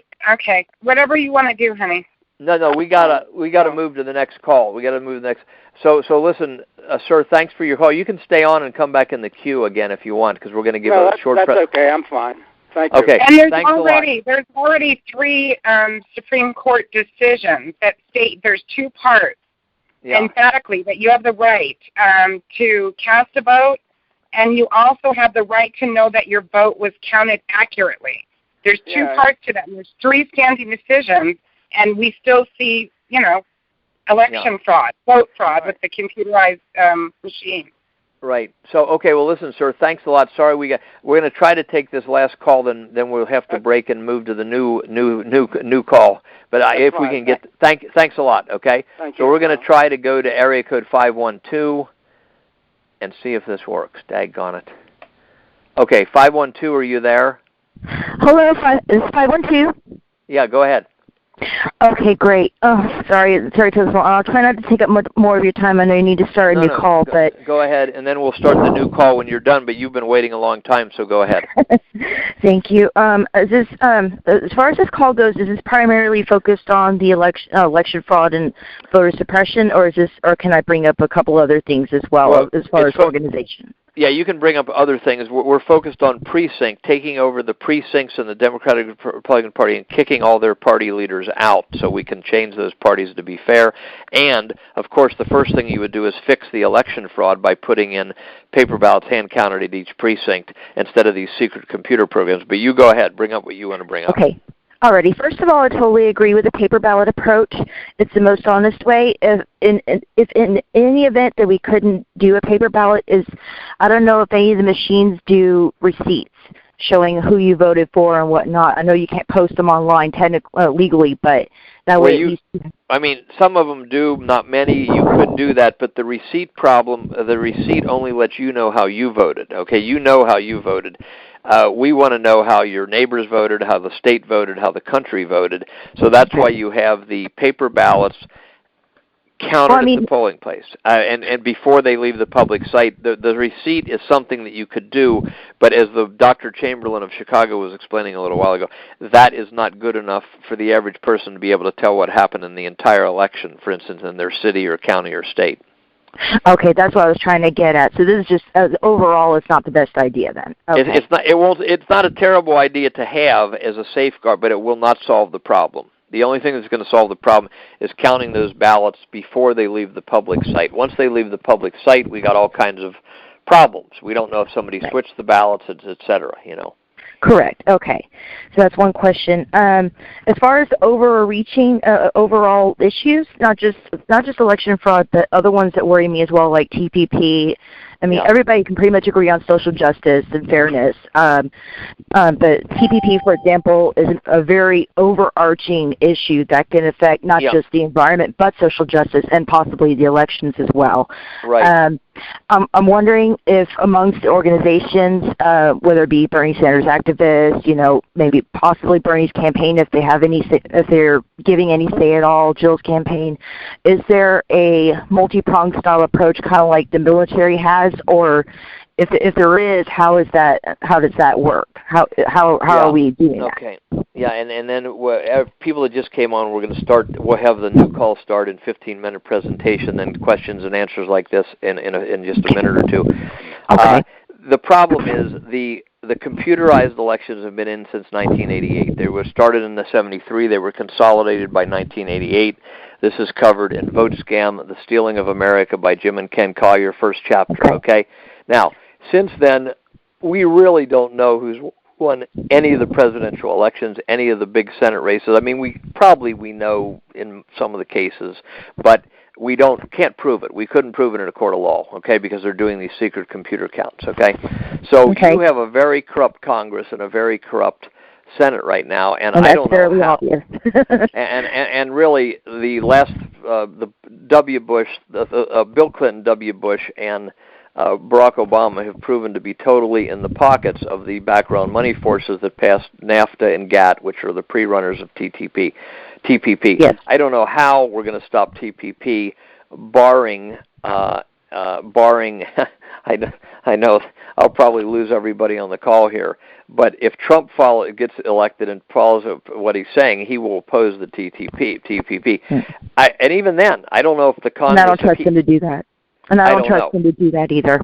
Well, I don't know. Yeah, I don't know. He may say one thing and do another. But even if he went in, or Jill Stein got elected somehow, they may find the whole crooked Congress is opposing them. Hillary's going to go for it 100%. She's just giving us baloney that she's against it suddenly. But yes. So no, it's a problem, and this is why we're saying NetworkAmerica.org is there. It is there, and anybody can go and join by their state and county to get ready to organize in their county and run for precinct. It's been there thanks to one of our hosts, Nikki Nelson, for about a year, and it was she almost ruined her health putting it up.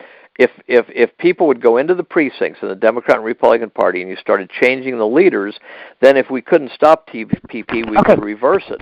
But that's why we're pushing the precinct, is because there's no other way we can see that we're going to change the Democratic and Republican parties and change the Congress and give the third parties a chance. Okay. Another question I have, I mean, I can't remember if it was a video or an article, but it's fairly evident that a certain type of voting machine, can you hear me?